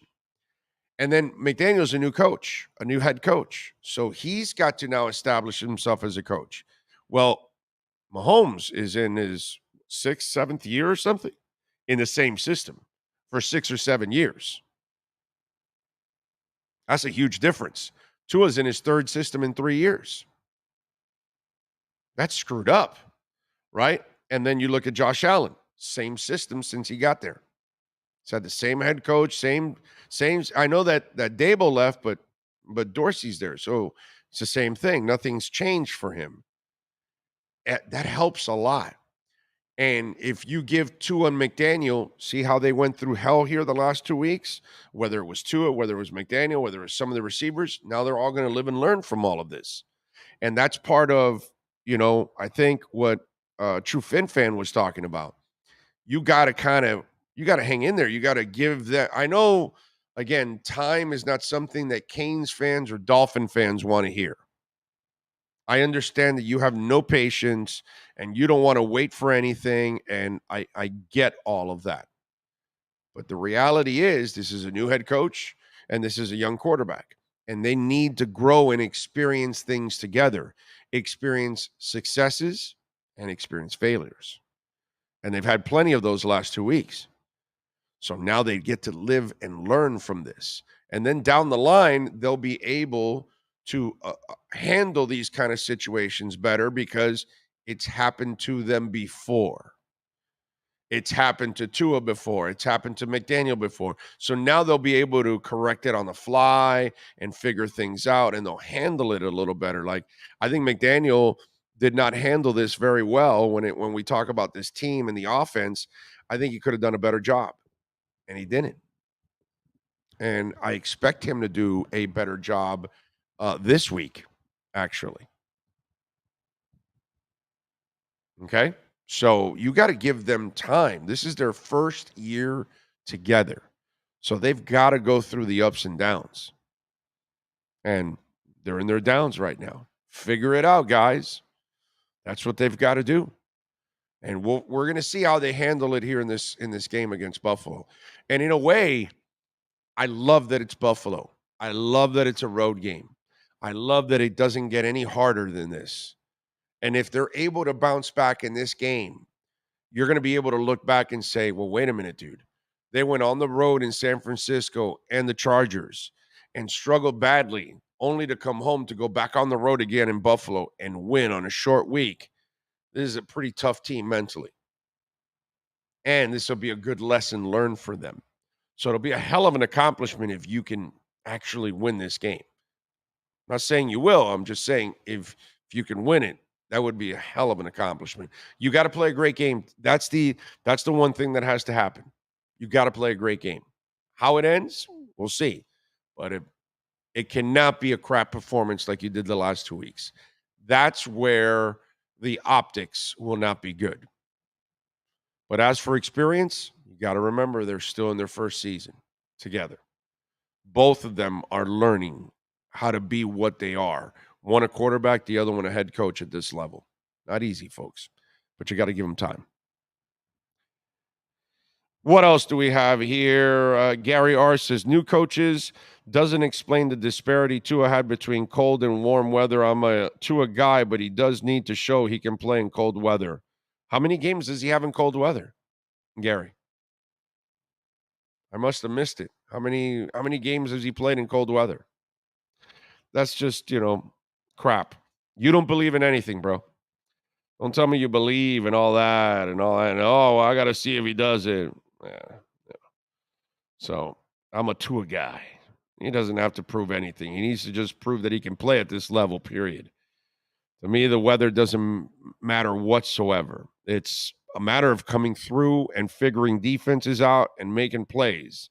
In the rain, in the snow, and in the heat, I don't care. It's about playing the damn game. Big O recommended frontline documentary on YouTube called Poisoned Waters. If you watch to encapsulate and learn about pollution in America's waterways from late 60s to creation of EPA to present time. All right. I will look it up. The government could tax the air we breathe. They would. Well, and especially our Democratic friends. They love taxing, baby. Dems tax like crazy. Let's see. Buffalo can be beat, control the time of possession, and we win. We shall see, right? We shall see. Bless those engineers and scientists who dedicate their lives and risk not having a personal life of their own to come through with these breakthroughs. Yeah. It's a passion too. You know what I mean? That's kind of what it is. People that do any kind of thing that you see, usually that there's sacrifice, there's a passion behind it, and that's what you got to love with those scientists. Incredible passion. What were you going to say, Sean? 11:30. Yeah. Yeah, I know. Yeah.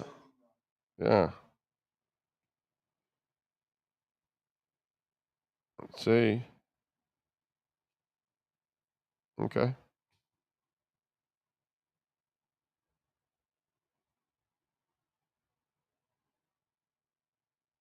All right. See if we get Jay Skursky on. I didn't realize that Skursky was supposed to be on at 11:30. We've got, by the way, Scott Pianowski at noon. So get your fantasy football questions ready. Remember, the best way to stash your fantasy football question is send it on the Welt and Rayom text line at 855-912-1056. That's 855-912-1056. If you're going to send them on the YouTube chat board, wait till noon when he gets here, because I don't want him to get lost, because there's a few hundred people on there and they're, chiming in and talking to us or to each other and all that stuff. So it moves a lot. You know what I mean? So yes, make sure you smash the hell out of the like button too at the same time. Don't forget, you can also make a donation through Cash App or Venmo at Cash Big O Show. Nature B is for me. Those 2 golden capsules are amazing, folks. 2 months for $66. Okay. But we got a great deal going on right now. We're going to give you the 3rd month for free and free shipping. That's right. So you pay for this first 2 months, $66, and you are going to get the 3rd month for free and free shipping. And I tell you about Nature B all the time. It boosts your immune system. It gives you incredible energy all throughout the day. I love boosting the immune system.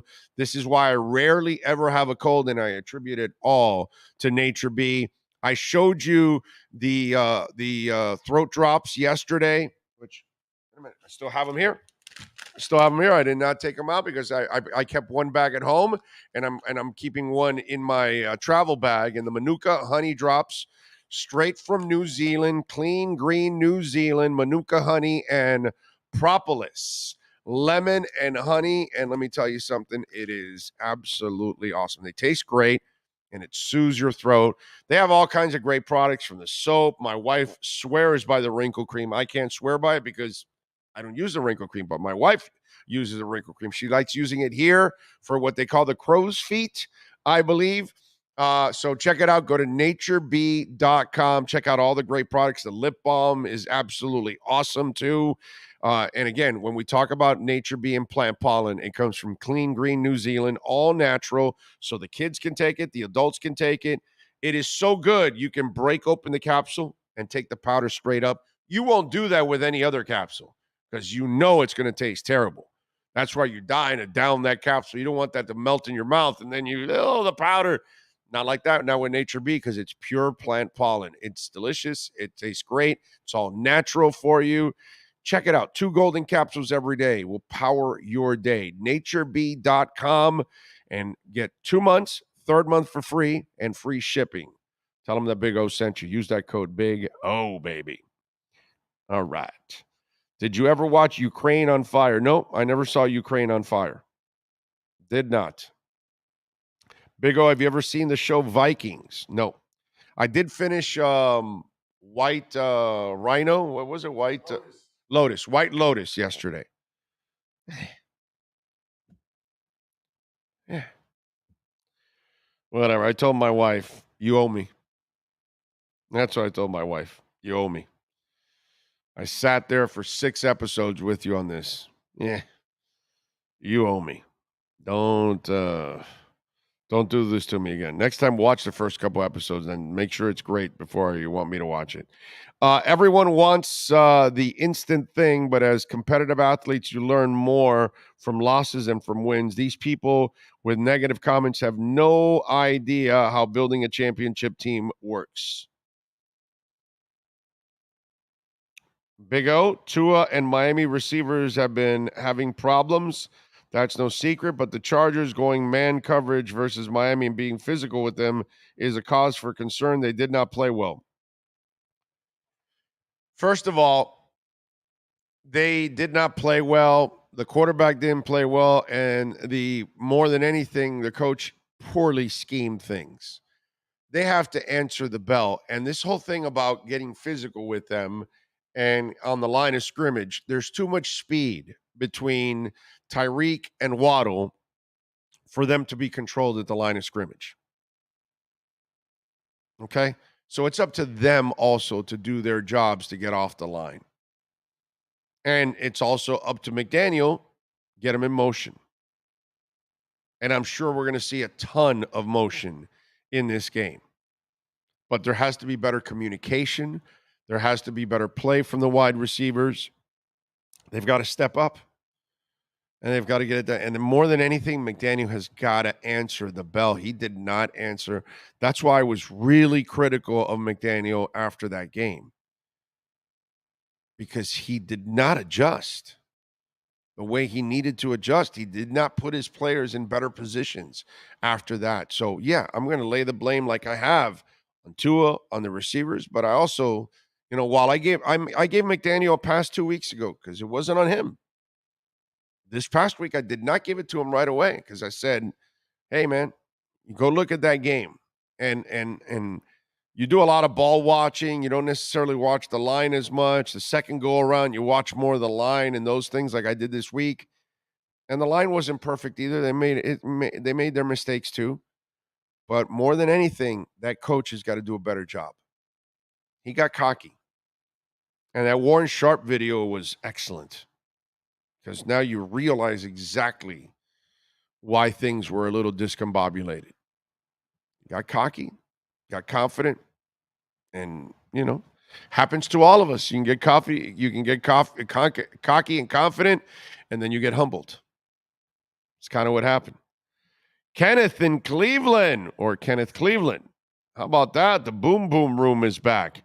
Good morning, Big O. Kenneth Cleveland, live from the Boom Boom Room. The lovely ladies, Hallie, Selma, Sophia, Beyonce, and Paige, say Merry Christmas. And don't forget about the board meet tonight. We're sending the limo for you. Thank you, Kenneth. Appreciate you, my brother. I like it. I like it. I like it. I like it. Now, you got to add Rachel Stuhlman now to that, right? We got to, woo-ha, singing hallelujah. You know what I'm saying? So, yeah.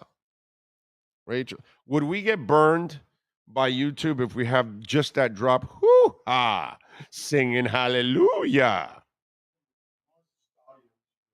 Okay. All right.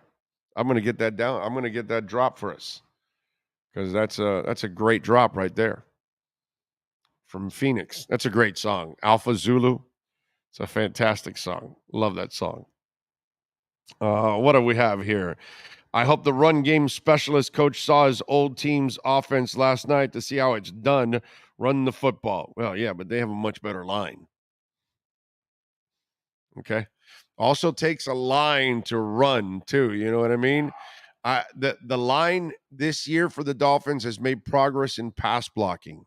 My friends, that's a lot of progress because they couldn't pass block at all last year. So this year, overall, they've given their quarterback more than enough time to make throws. You want them also to be road graders? They're not there yet. And when your left tackle is playing with a knee, a toe, and a pec, yeah.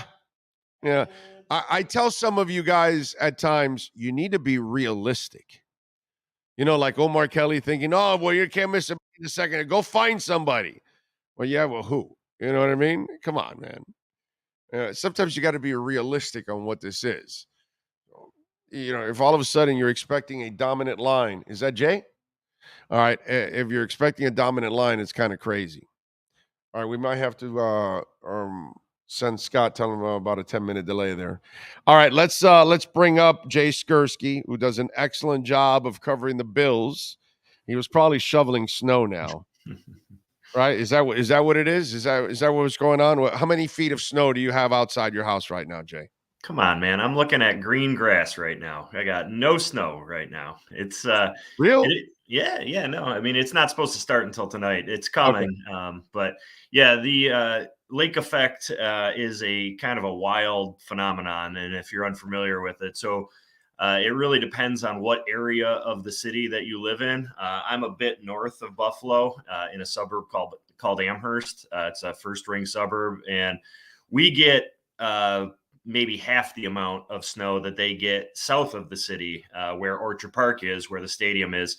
It's only a 20-minute drive for me to get to the stadium, so we're not talking about a great distance, but that's the way lake effect snow works. It can be a really, really narrow band.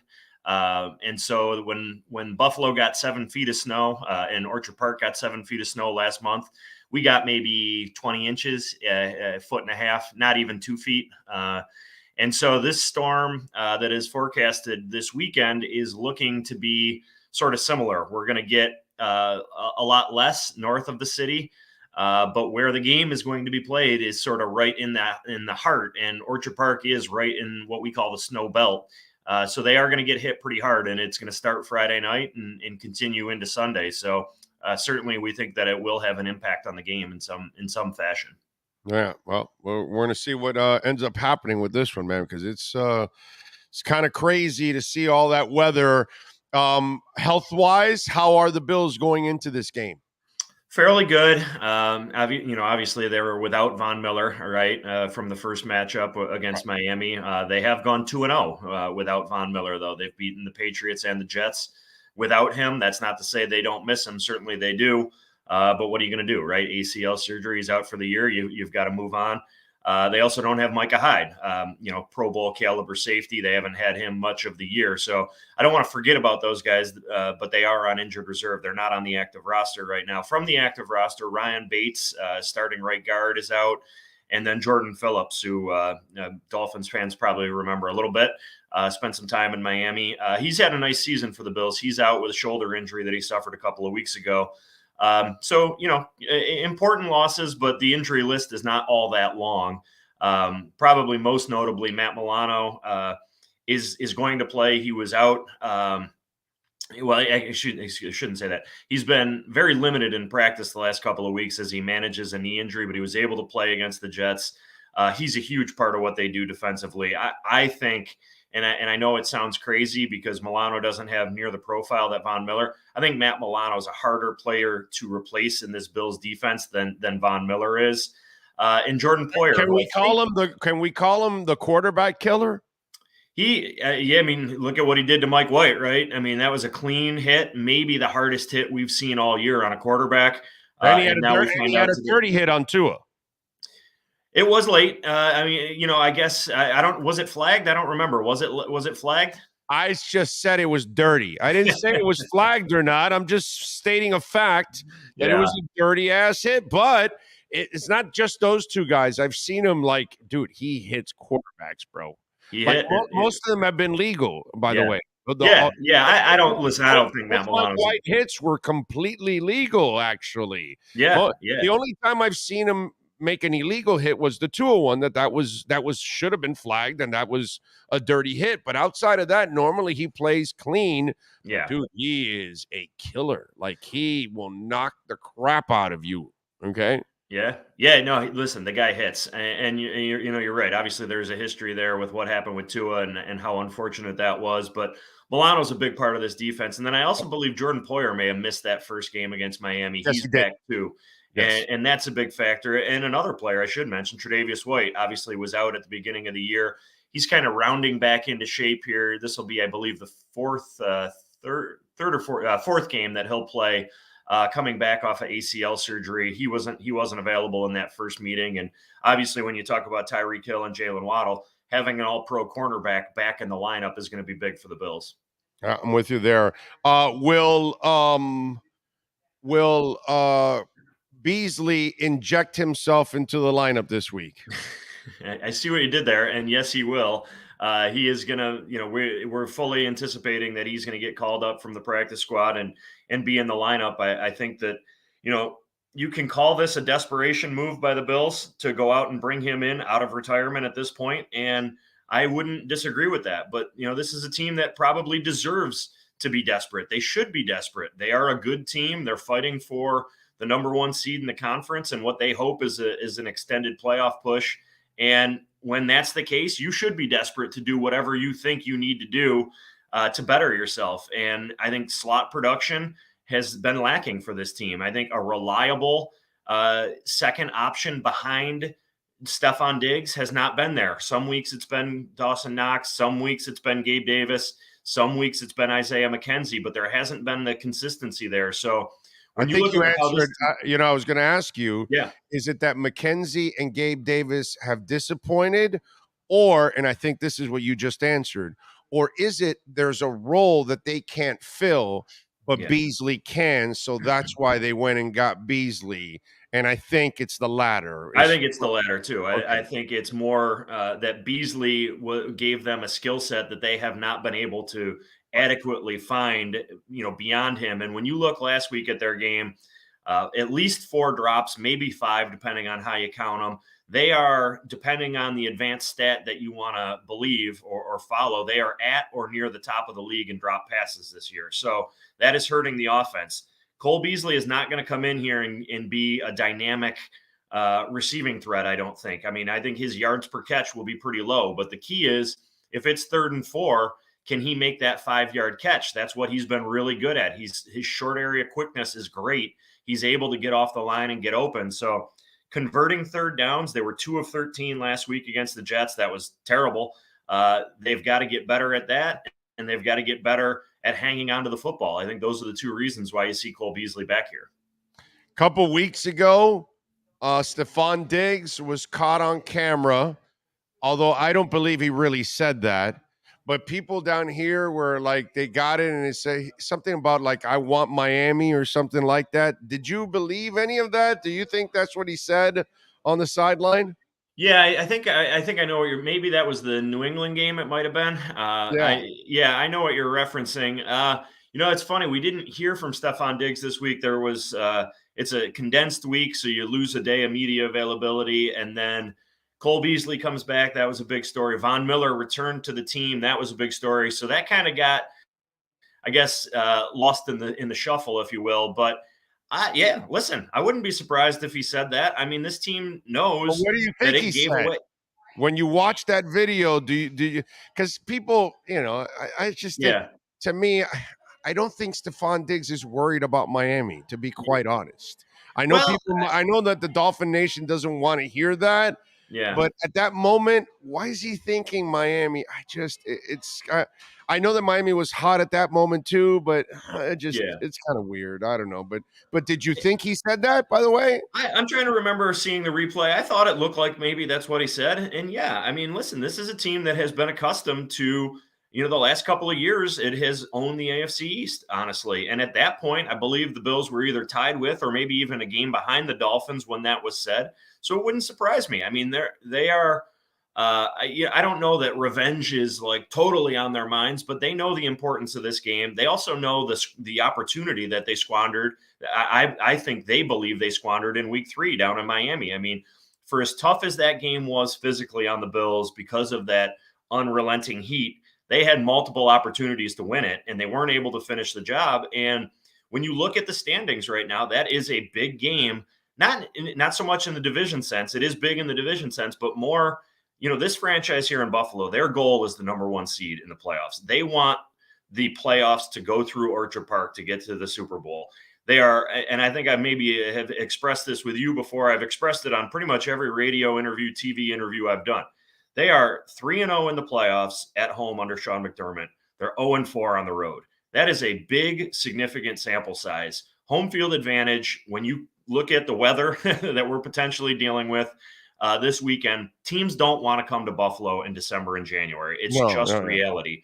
So if you can get home field, that's huge. And that Dolphins loss right now looms large. So, yeah, I think the Bills do want some measure of revenge against Miami. They want to put their stamp on the AFC East, and the way you do that is with a win against Miami.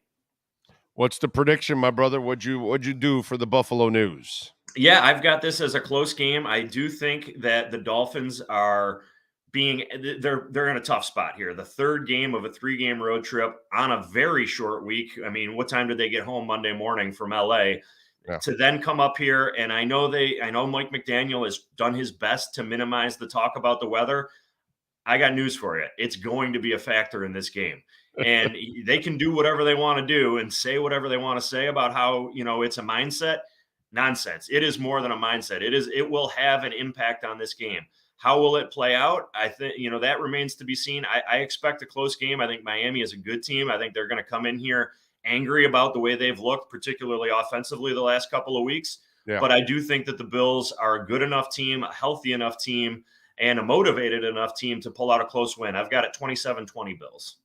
Yeah, I think I'm going to take the Dolphins +7 because I think they're going to keep it close. Mm-hmm. If somehow they can pull it off, great. But I think they're forced right now, Jay, to have to play a great game.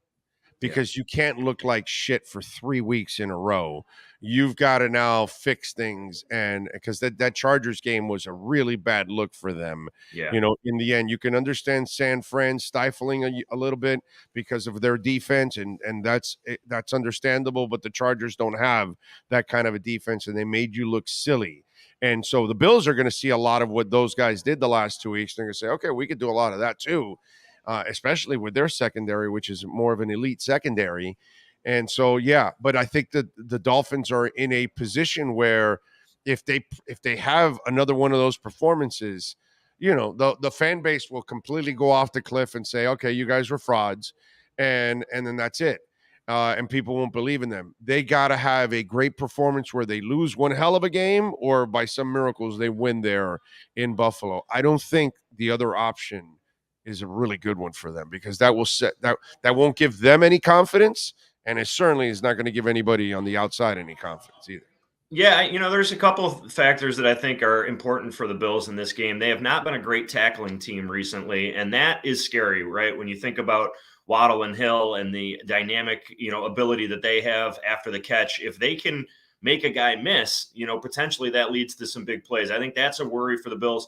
I will say the Bills' run defense has been really good, and I don't expect Miami to come in here on a day where you may need to run the ball. I don't know that they're going to be able to do that with a great deal of success against this Bills defense. So, if that sets up those 3rd and long situations, who wins? Does Miami's offensive line, do they slow the Bills' pass rush enough to give time to allow Tua to find Waddle and Hill? Or does the Bills pass rush get home? I think that's going to be a real big factor in this game. And then, I was impressed with Jalen Phillips. I thought the other night played really, really good against the Chargers. How does Miami's defense match up against the Bills offense? Miami's secondary, from the 30,000 foot view has maybe struggled at times this year. So I think that could be a tough matchup, against Stephon Diggs, against Cole Beasley. And I think the Bills they've run the ball better at times. And one of the big factors in this game, and it's sort of the trump card for this Bills offense, is you may be able to defend the pass. You might be able to defend even the run, the traditional run game. But when Josh Allen gets out in space and runs, that is so difficult to defend. And I think that could be a big factor. We've seen Allen have some huge games on the ground against the Dolphins in his career. I think that's something that could really factor into this game as well. So you bought a trump card? Is that what you're saying? I did not buy. I did. Oh, okay. All right. I'm just. Yeah. I guess we might need to. I couldn't help myself. I couldn't help myself. Now, right? Yeah. I couldn't help myself. It was right there. It was. Follow him on Twitter at Jay Skursky. Catch his work there at the Buffalo News. Jay, as always, man, thank you for taking some time, man. We really appreciate it, man. And be safe, dude. All right, because BS aside, yeah, it's not easy dealing with that weather to and from, and all the things that you have to do throughout the weekend too, while you're getting pounded by snow. Yeah, I appreciate that. Yeah, and if anyone's out there listening and going to the game, take it slow on the way there and take it slow on the way home. It definitely will be impactful. So I appreciate that, and thanks as always for having me on. Dude, the last time you guys had that snowstorm a couple weeks ago, I remember seeing a video of a guy that had he had plowed everything down his walkway and then the whole sidewalk. And then he showed a camera view of one end and the other, and they're like 6-foot walls of snow, and everybody has the sidewalk cleared out. So is that that you have to do that right away? Is that something you have to do every couple of hours? Oh yeah. I mean, if you were in that area that got hit, they got 7 feet in some areas in Orchard Park, Hamburg, which is right next to Orchard Park. You're out there every 2 or 3 hours doing it. And you, at some point you just give up and say, I'm just going to wait till it stops and then go out and do it. But if you do that, that snow was heavy and wet too. So that was really difficult to move. And then it ices up a little bit, right? Exactly, right. And so it becomes, so you need to stay on top of it, especially if you need to get out. Now nobody was really going anywhere because everything was shut down. That was, I don't want to say once in a lifetime because it's happened before, but we don't get storms like that frequently, thank God, because I mean, who could manage that? But this is going to be less, but it's still going to be impactful this weekend. Is it the same shit that we do? Like when we know a hurricane's coming down here, everybody runs to the stores, they load up on food. When you guys know a blizzard is coming, everybody goes to the stores to load up food because you're going to be locked in your home for days. No doubt. Right? The bread and the milk and the eggs and everything at the grocery store, it's just empty shelves. There's absolutely no doubt. And I'm sure we're going to see some of that this weekend as well. I mean, it's a perfect weekend to stay home, stay warm, and watch the game on Saturday night. Amen. All right, Jay. Appreciate you, my brother, as always. Over the years, you've always come through for me, man. Thank you very much. Yeah, appreciate you having me on. Yep. Happy holidays, everybody. You got it, man. Happy holidays. Be safe. Thanks. There you go. The great Jay Skursky, baby, taking time to join us. All right, let's take a quick break. Hour number 3 has already begun, and Scott Pianowski will join us next. Welton Rayom has more than 62 years of litigation experience handling insurance disputes. They're committed to resolving even the toughest insurance claims quickly. Call them for a free consultation. 954-966-4646. At Welton Rayom, they don't get paid unless you win. Property damage claims to your home, business, or condo as a result of a hurricane. Welton Rayom can help. Water, mold, fire, smoke damage, Welton Rayom can help. Call 954-966-4646.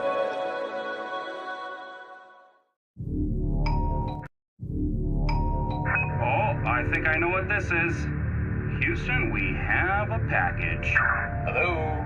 No matter where you are, the Sloman Shield home security system guards your home. With next-gen perimeter protection, 24/7 monitoring, and interior motion sensing. And right now, get a free Sloman Shield security system and doorbell camera, all professionally installed, for free. Shield your world, the Sloman Shield. For over 16 years, EJDconstruction.com has provided South Florida residents quality craftsmanship, accurate project management, and exceptional service. That's why EJDconstruction.com is an A-rated member of Angie's List and the Better Business Bureau. When you're looking for the right custom home builder for additions or home remodeling, please call my friend Eric at 305-433-4843. That's 305-433-4843 for EJDconstruction.com. When you move, you need a reliable company led by passionate folks, eager to assist its customers during a transitional process that needs to be smooth. Call Essential Moving Experts at 844-368-5750 for all your local and long-distance moving needs. You can rely on Essential Moving Experts. Mention the Big O Show and get $150 off. Family owned and operated, they offer free 30-day storage, full service moving, fully licensed, bonded, and insured. Moving was never so easy. EssentialMovingExperts.com. Welcome to Red Light Therapy, a revolutionary technology perfected by NASA to aid in muscle strengthening and recovery. Red and infrared light has the capacity to penetrate deep into the cell's mitochondria, potentially leading to increased energy, faster recovery, and the optimal performance your body demands. Train, fight, recover.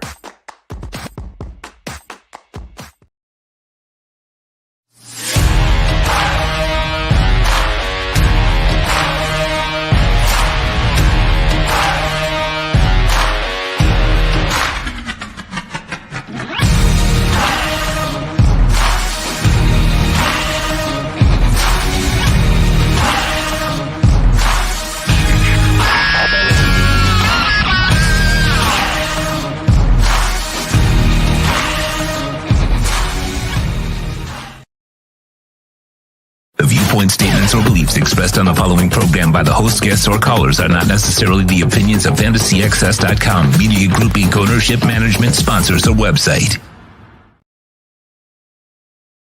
PPR, Draft, Keeper, Dynasty. It's the Sports Grill Fantasy Football Zone with Yahoo Sports' Scott Pianowski. Keep up with your fantasy football teams by visiting any of the 8 great Sports Grill locations. Sports Grill, good food, good drink, good friends. Here's Scott Pianowski. Righty, welcome back to the beautiful KSDT CPA offices here in Doral. And we are ready to talk a little fantasy football. Get those questions ready. Load them up on the Welt and Rayom text line at 855-912-1056. That's 855-912-1056 on the Welt and Rayom text line. You can also put it now on the YouTube chat board. It will not get lost.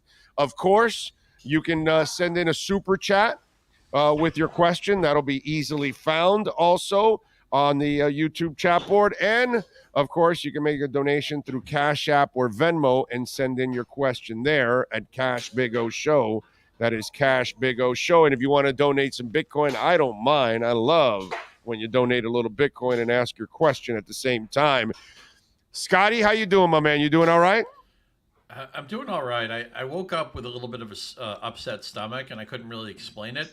And then I realized that the Jets are playing Zach Wilson this week, and then everything made sense. So, I had to move Zonovan Knight down a little bit. I had to move Garrett Wilson down a little bit. I thought that Elijah Moore was startable this week. That goes out the window. I thought the Jets were a great bet this week.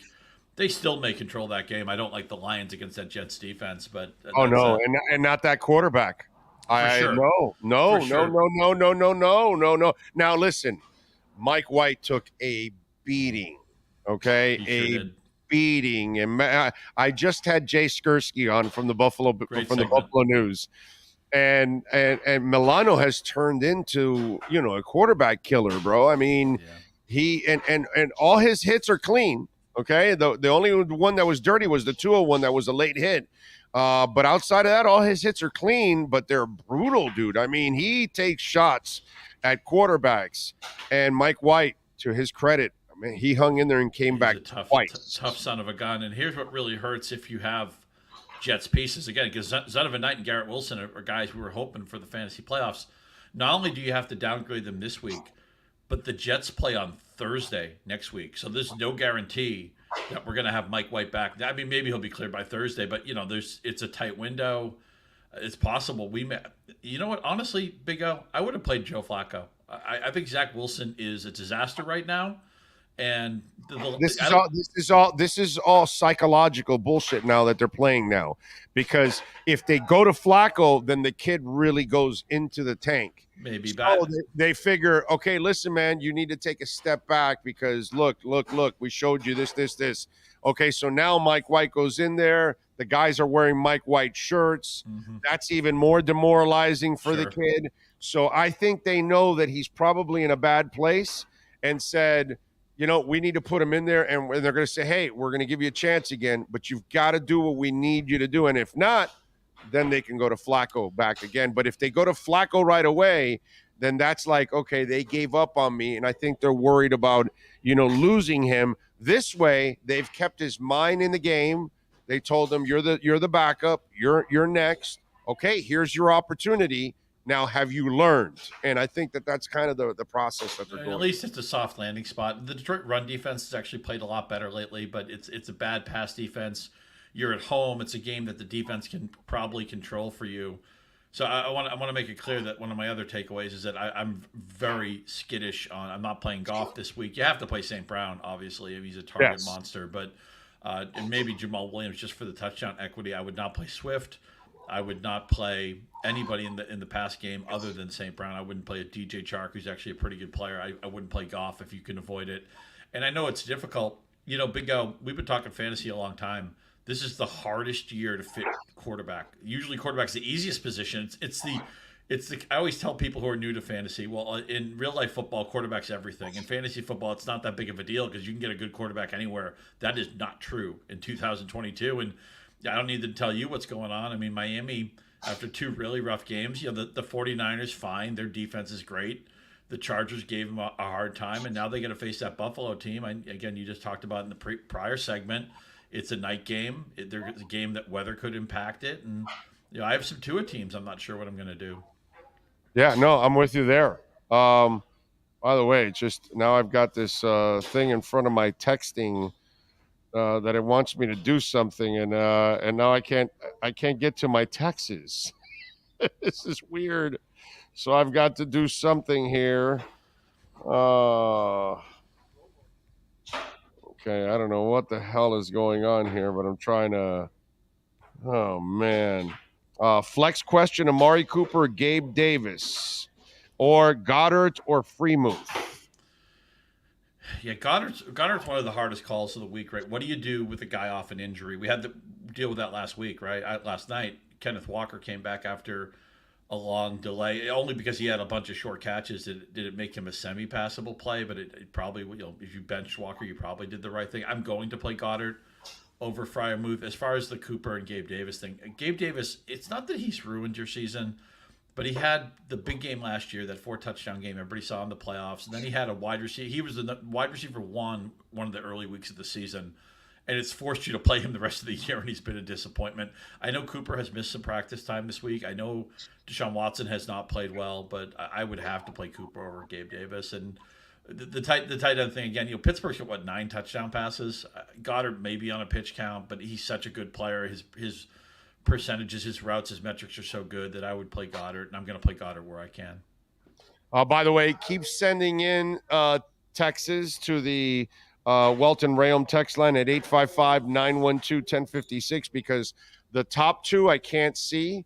I can't even access it actually right now because I have to do something after the show to contact them. I don't know why. I have to call a number or something because it's a 1-800 number or something. But I can kind of see in the headline the questions after that. So if you guys send in some, you'll push the other ones down and I can actually see it. Here's another one that I can barely see: Dobbins or Zonovan Knight? I would have been all about Zonovan Knight 24 hours ago. I think you have to lean into Dobbins now against the Browns' running defense that's really, really bad. I'm not going to completely run away from Knight in the sense that, look, they're not going to ask Zach Wilson to throw 35 passes. I think Zonovan Knight still has 15 touches in his back pocket, but I feel a little bit better about the Ravens offense right now. I would lean Dobbins. They actually both might be playable. I have Knight around running back 21 right now. Dobbins maybe a couple slots higher. Okay. I can play these 2 wide receivers, play 2 of these wide receivers: Elijah Moore, Waddle, or Mecole Hardman. Hardman just missed so much time. Maybe the answer is somebody else, right? Maybe the answer is Chris Moore in Houston instead of. You have to play Waddle, and I know the weather's awful, and I know they're not in a good way right now, but I mean, the offensive player knows where he's going, and Waddle can make your day with just one play. So I have to play Waddle. I would have given you Elijah Moore a day ago. Now I would look maybe Chris Moore. He's the last guy standing in Houston. He had a huge game last week. The Chiefs' pass defense is not great. Hardman's missed too much time. He's just too far down the depth chart for me to play him in a playoff week. All right. Super chat. Juice F5 sending in says, I have Michael Pittman starting with Zay Jones, Gallup as bench, and Singletary in the bench. Who should I start, flex and bench, with these 4 players? I'm not sure exactly how many guys he needs. Pittman against Minnesota, I feel really good about. And Zay Jones, Trevor Lawrence has been terrific 2 of the last 3 weeks. I know he did not play well in the game at Detroit, but I'd be confident about Zay Jones. Those are the first 2 guys I would punch. I also, if you have to play Alec Pierce or Paris Campbell, Minnesota's pass defense, they made Mac Jones look good. They can't stop anything right now. It's amazing they're 10-3 with the worst defense there I can ever remember. Okay. Let's see. Due to weather conditions, Razzle Dazzle Crypto's asking Tyreek Hill or Christian Watson. I'm not benching Tyreek Hill. Tyreek Hill could be on crutches. Could have a foot in his ankle could be in a boot, and I'm playing Tyreek Hill. I mean, you saw what a special player he was in the Charger game, right? I mean, he picks up a fumble, He was in a boot, runs it in. He's just ridiculous. And again, the weather. Remember with the weather, the one thing about weather is the wind will really kill you. The rain and the snow generally isn't as big of a deal, and the offensive player knows where he's going. The defenders, it's so hard to backpedal, and they're kind of ginger about it. And I don't know. I'll live with Tyreek. I can live with Tyreek Hill. If he doesn't do a lot in the Saturday game, hopefully I can adjust to something else. And keep this in mind too. Okay, with the schedules different now, we have these Saturday games. I believe the next week's schedule is a little bit broken up too. That means that you can pivot in the middle of your matchup, right? So say you play Tyreek Hill and he doesn't have a great game, then maybe Sunday you can do some different things with your roster because the composition of your matchup may have changed. So it's almost like a DFS contest where you have to make late swaps and stuff like that. There's more nuance to this game this week because the schedule is more broken up. Just keep that in mind. Joey Vasquez says, I started Walker last night. Now I just need one more running back to start. Jerick McKinnon, Cam Akers, Rashard White, and Jeff Wilson Jr. All of the Patriot running backs are available along with Chuba Hubbard. At least he has choices, right? I'd stay away from the Patriot backs. Yes. McKinnon's probably the safest, although I actually don't mind White either, who is past Fournette in the pecking order. The Bengals defense is good, but it's not a shutdown defense. I'd be fine. Either McKinnon or White are fine with me. I would probably lean White, but I get the case for McKinnon too. They've reduced that backfield down to 2, and he's the receiving back that they trust. All right, what else? Okay, let's see here. Let me see if I can catch. I'm having trouble with the text line, man. There's some there, and I can't. Let me also say, while you're looking for a question, let me also say somebody I feel really good about is Foreman this week. Carolina wants to run the ball. They don't want Sam Darnold throwing the ball. I may not play DJ Moore in a couple of my playoff teams. I think Foreman's going to have 20-plus carries. And even though Hubbard wasn't the right answer for the last texter, I do think Hubbard might get 10-plus touches. If your running back room is really, really ugly, I think Hubbard might be a flex play this week. Okay. All right. Check that. All right. What else do you got going on Yahoo Sports so folks can check you out? Yeah, we put up our sleepers yesterday. I'll ignore my Elijah Moore talk because it's out the window now. I will make my picks today, and I've already committed to the Jets. I picked them on Twitter a few days ago, so I'll have to kind of shrug and just hope the defense does the job there. And Fantasy Football Live on Sunday, Behrens, Harmon, Del Don, Tank Williams, former NFL players, part of our crew, helping you all the way up to kickoff.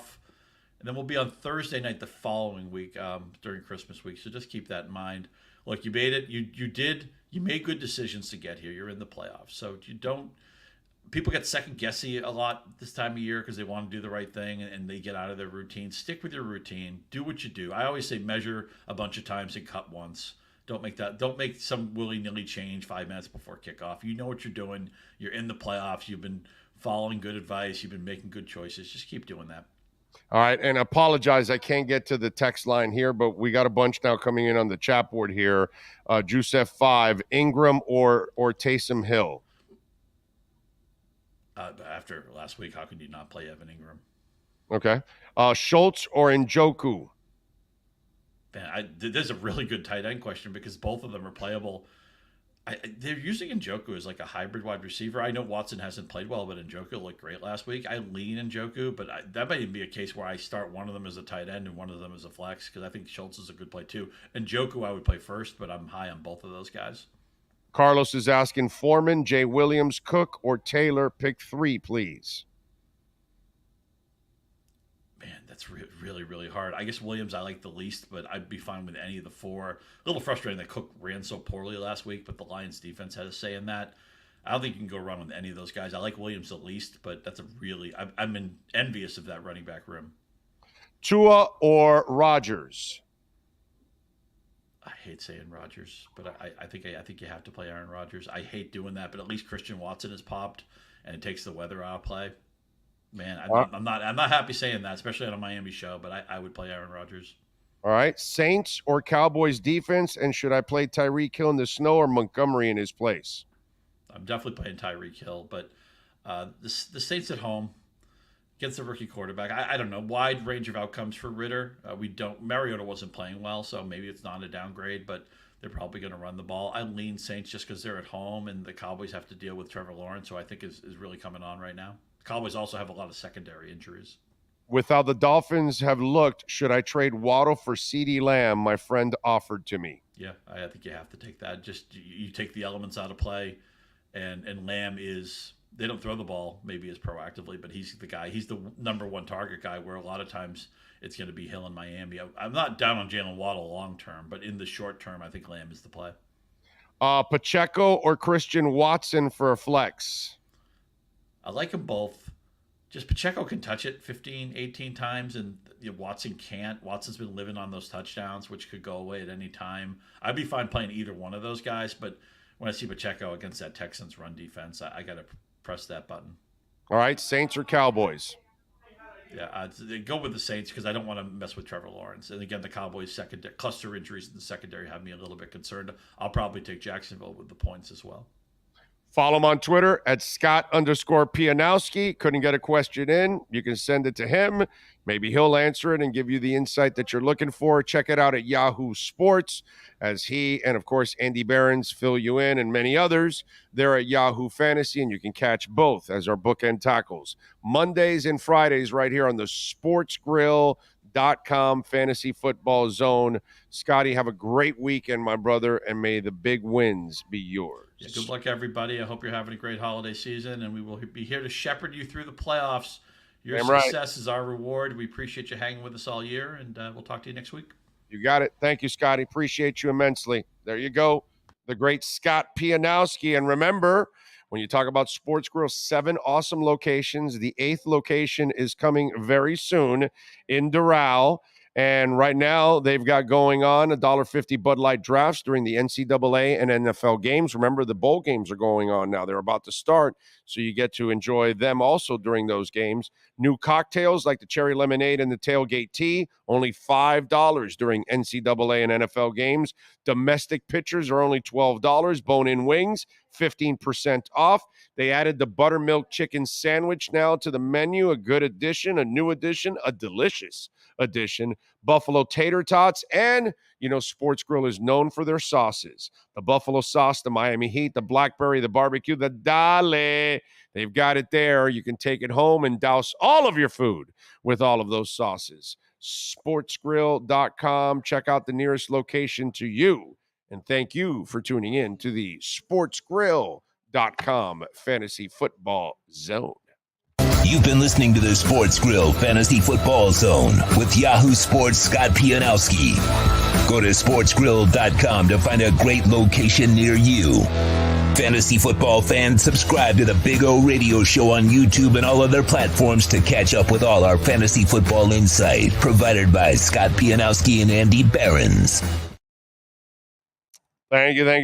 There we go. Lofi says, great job, Big O, and getting together with all of these analysts for your watchers. Thank you, Lofi, for always supporting us and watching. That's the important part. Without all of you, there wouldn't be us. So make sure you smash the like button. That helps us. By the way, get that thing. We should have the likes over 1,000 on every show, man. Get it out there. All right. So let's see what we got going on. Is that the cam? He's ready to go. Let's unleash the wolf pack. We unleash the wolf pack. As we get the latest in the NFL and the Miami Dolphins with our KSDT CPA Pro Football Report with NFL Network insider Cameron Wolf. KSDT is one of South Florida's largest and one of the country's fastest growing accounting firms. KSDT CPA is a full-service firm that also excels in crypto. Visit them at ksdtcpa.com or call 305-670-3370. Here's NFL insider Cameron Wolf. All righty, there he is, the man that doesn't have to go to Buffalo and freeze his ass off, Cameron Wolf. Yeah. Right. Yeah, you're going to be what, at Reliance Stadium? Is that where? Yes, NRG. They're NRG now. Oh, I'm sorry. The old Reliance Stadium. Yeah. I'm sorry.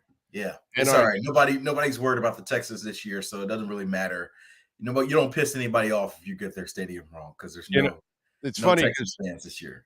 When I was a kid, I stayed in Houston for a summer with a friend of mine, and back then, went to the Astro World and all that. We had the Astrodome and all that kind of stuff. And Houston was a different place. But then I went, I don't know, like 10 years ago, I think, when the East West Shrine was there for a couple years. Yeah. And I freaked out. Like, here you come to South Florida and you'll see things in Spanish. And then maybe even you'll see some Creole a little bit, obviously, because we have such a large Haitian community. You might see even a little, but over there, brother, is it Chinese, right? It's Chinese. It is all over the place. Street signs, you name it. And I was like, what? Dude, I thought I'm in Houston. I thought I was in Texas where there are just cowboys. No. I think Houston may be the most diverse city in the United States. Like there's different diversity. There's diversity where, like Miami, where everybody speaks Spanish, right? That's more diverse than the average white male generated population. And then there's Houston, where if you're in a room with 20 people, there's probably 10 different nationalities in that room. And so that to me is my big taste of diversity. So yeah, you're right on the money. Houston is every single nationality, origin, race you can imagine for folks you're gonna run into living in that city. Yeah. I heard Yao Ming also had a lot of influence with that because he brought a lot of media. Yao did. Jeremy Lin did too. Jeremy Lin played there, and there was a lot of That was after. Yeah, Yao Ming was the big rival. And then it, then Jeremy Lin did some as well. But yeah, there's I don't know why. I actually don't know why, but Houston has been a hub for that. They're also a big hub for oil and gas. And so a lot of people come there to work in there. And so that's maybe a reason. So yeah. And they're a big hub now for Bitcoin, actually. Bitcoin mining. Really? Yeah. Oh yeah. Ted Cruz is huge on Bitcoin mining. Yeah. Sure. So Texas, I believe, is either number one or number two. We're either one or they're number one or something, but I think both Florida and Texas lead in Bitcoin mining. So yeah. Oh wow. Okay. Yeah. I know our guy wants to do it because we have the nuclear power plant. So that way it's clean energy that is powering those things, and that's kind of part of the thing with crypto. But I know that Texas is also, they're looking forward and trying to be a part of the Bitcoin move, down the line that will eventually take over. All right, your thoughts on the Dolphins this week and the challenge that faces them. Are they in a must perform at a high level position this week? Yeah, it's not a must win for them, but I do think they've got to. They do have to show signs of life offensively, particularly. I think we mentioned before. One, okay, maybe it's a coincidence. Two, this is a little bit of a worrisome trend. Three, they got you figured out. And so I think for at least their own psyche, their own confidence, we talked a lot about Tua's confidence and comfort.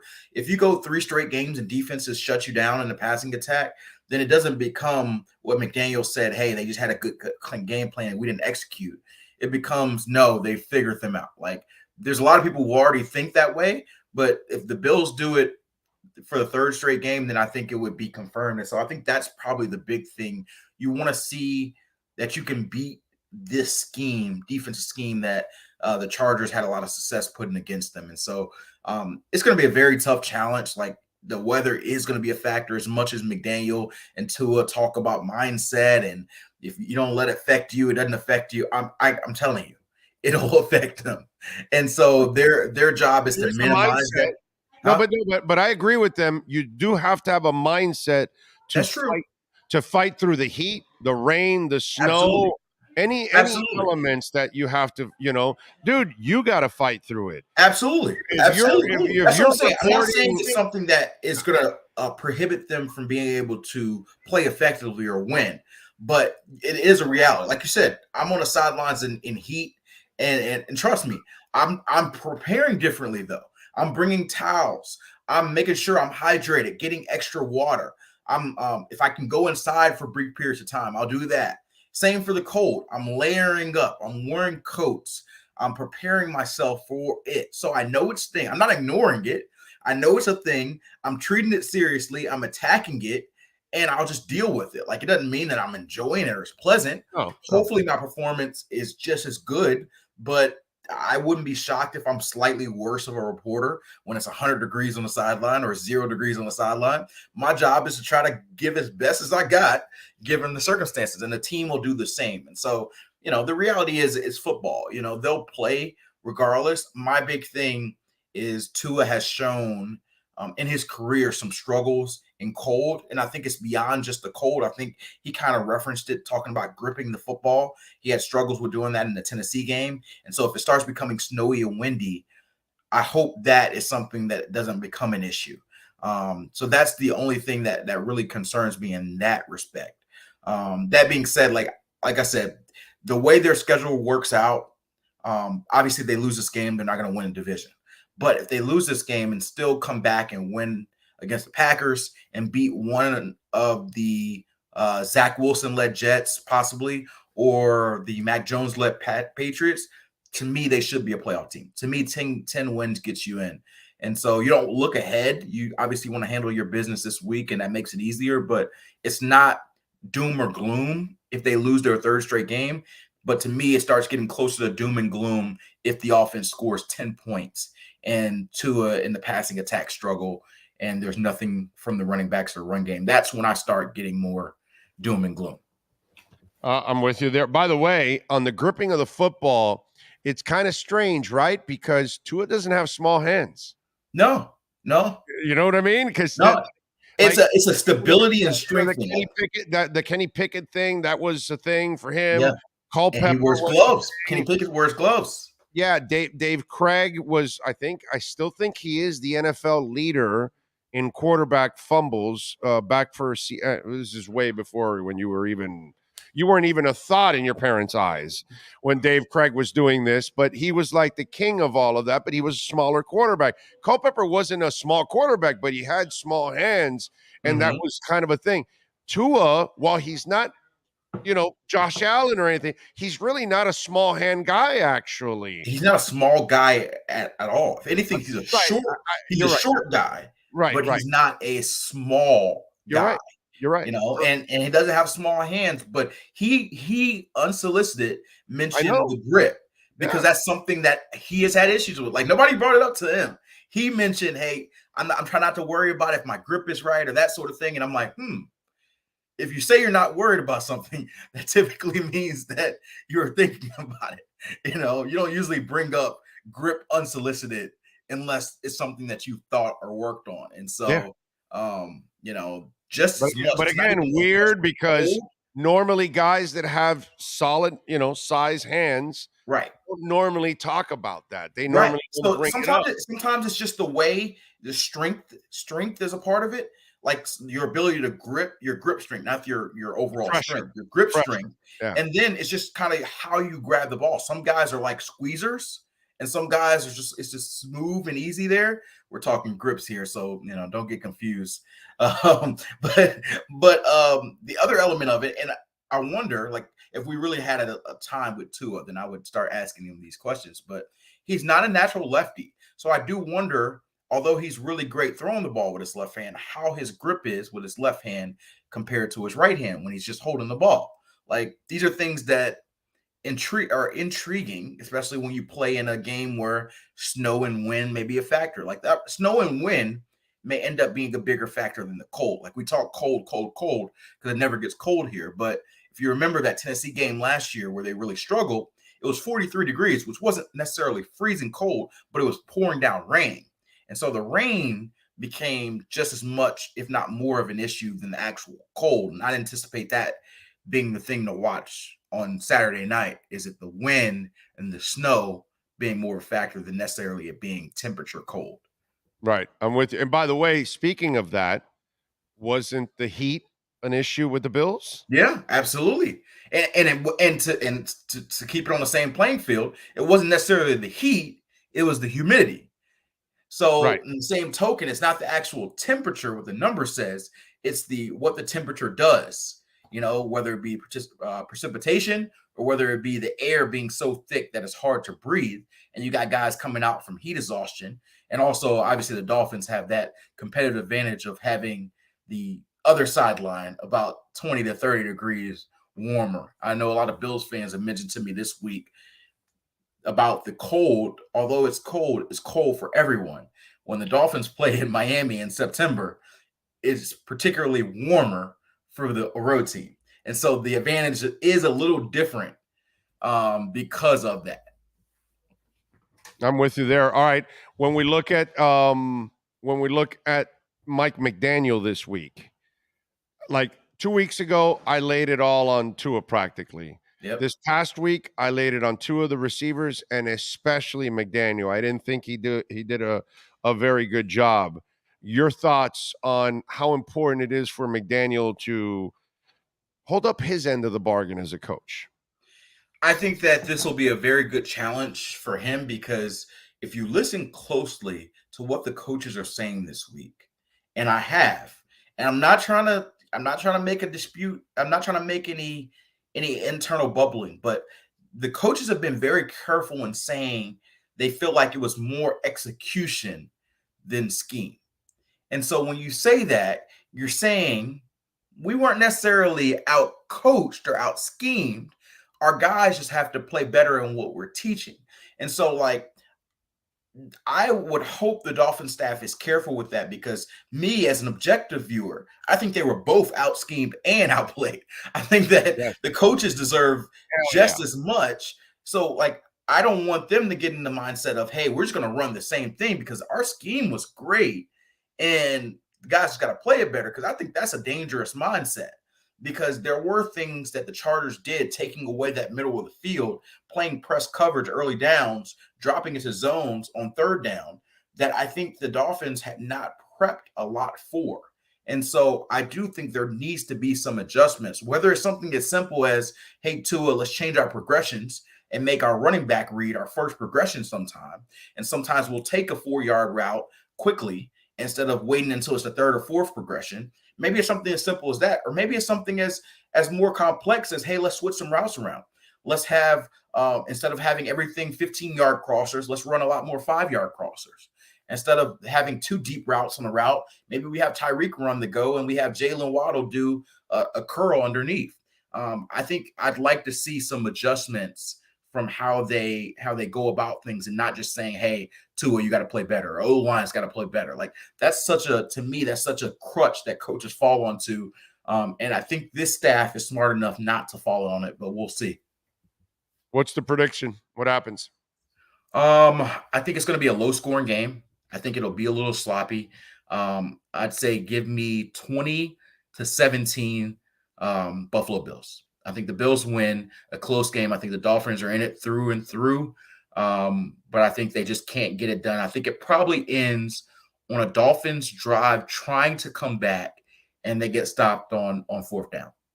Yeah. Okay. That's all right. I think. All right. I hope they can pull it off. That would be nice. All right, Cam, be safe in your travels, my brother. Make sure you follow him on Twitter at Cameron Wolf, and then catch his exceptional work there at NFL Network. Thank you, sir, as always, for all of your information on the KSDT CPA, Miami Dolphins, and NFL reports. Absolutely. Appreciate you all. Have a good one. Thank you, my brother. There you go. The great Cameron Wolfe. The Wolf Pack has been unleashed. This has been the KSDT CPA Pro Football Report with NFL insider Cameron Wolfe. KSDT is recognized by Forbes as one of the top tax accounting firms for 2022. KSDT CPA is a full-service firm that also excels in crypto. Visit them at ksdtcpa.com or call 305-670-3370. All right, we are back. Jeffrey Tarabolis, by the way, is ready to join us. Let's see. We're going to bring him aboard here at KSDT CPA offices in Doral. We have to specify now because we could be in Broward. We could be in West Palm Beach. Who knows? Jeffrey, what you got new offices in Orlando? You got offices in Atlanta, New York. What's going on? So we got a lot of deals going on. So it looks like we're going to be opening up our office in Charlotte very shortly. Really? Yeah. With all the NASCAR related business, it just makes sense. Oh, that's right. Yeah. Yeah, okay. Yeah, so we'll be in Charlotte. I literally got off a plane this weekend from Tel Aviv, Israel. You're moving to Charlotte. We will have an office here. I wish I could move to Charlotte. I mean, nothing against Dude, Miami. as much as you love racing, you'll be in Charlotte a lot. I will. I definitely will. Yeah. So we're servicing our clients there in the Charlotte area. Like I said, just got off a plane from Tel Aviv, Israel. One of the largest firms, I can't mention the name right now, in Israel wants us to handle all their U.S. tax work. Wow. So for all the Israelis that are over there that have U.S. tax obligations. Dying to go there, man. Yeah, it's an amazing place. Really, God, really cool I'm place. dying to go to Israel and visit and hang out. I've had many friends that have gone and had an awesome time. Yeah, it's great people, great food. Yeah. You know, just a tremendous amount of history too. Obviously maybe one of the richest histories on Mother Earth. Yeah. Overall, but but I hear about the atmosphere, the food, the nightlife, all of that. Like a lot of people, you may think, I don't know. I think sometimes you think that whole area of the world is, behind us decades or something like that, and it couldn't be further from the truth. It's like. By no means a third world country. No. It's amazing some of the technology and advancements they have there, and I'm real excited to be doing a lot more business there. So we're very excited about it. That is awesome, and obviously everything growing here. Yes, Dade, Broward, and Palm Beach counties already. Still looking for people though. The labor market's still tough. Yeah, we need a lot of people. So if anybody listening out there needs a job in the accounting industry, we're hiring, and we're looking for a lot of good people to add to our amazing team. You have an amazing culture here. It's a family atmosphere, big firm, but with a family atmosphere still. With the financial background that you have, I'm interested to talk with you about this.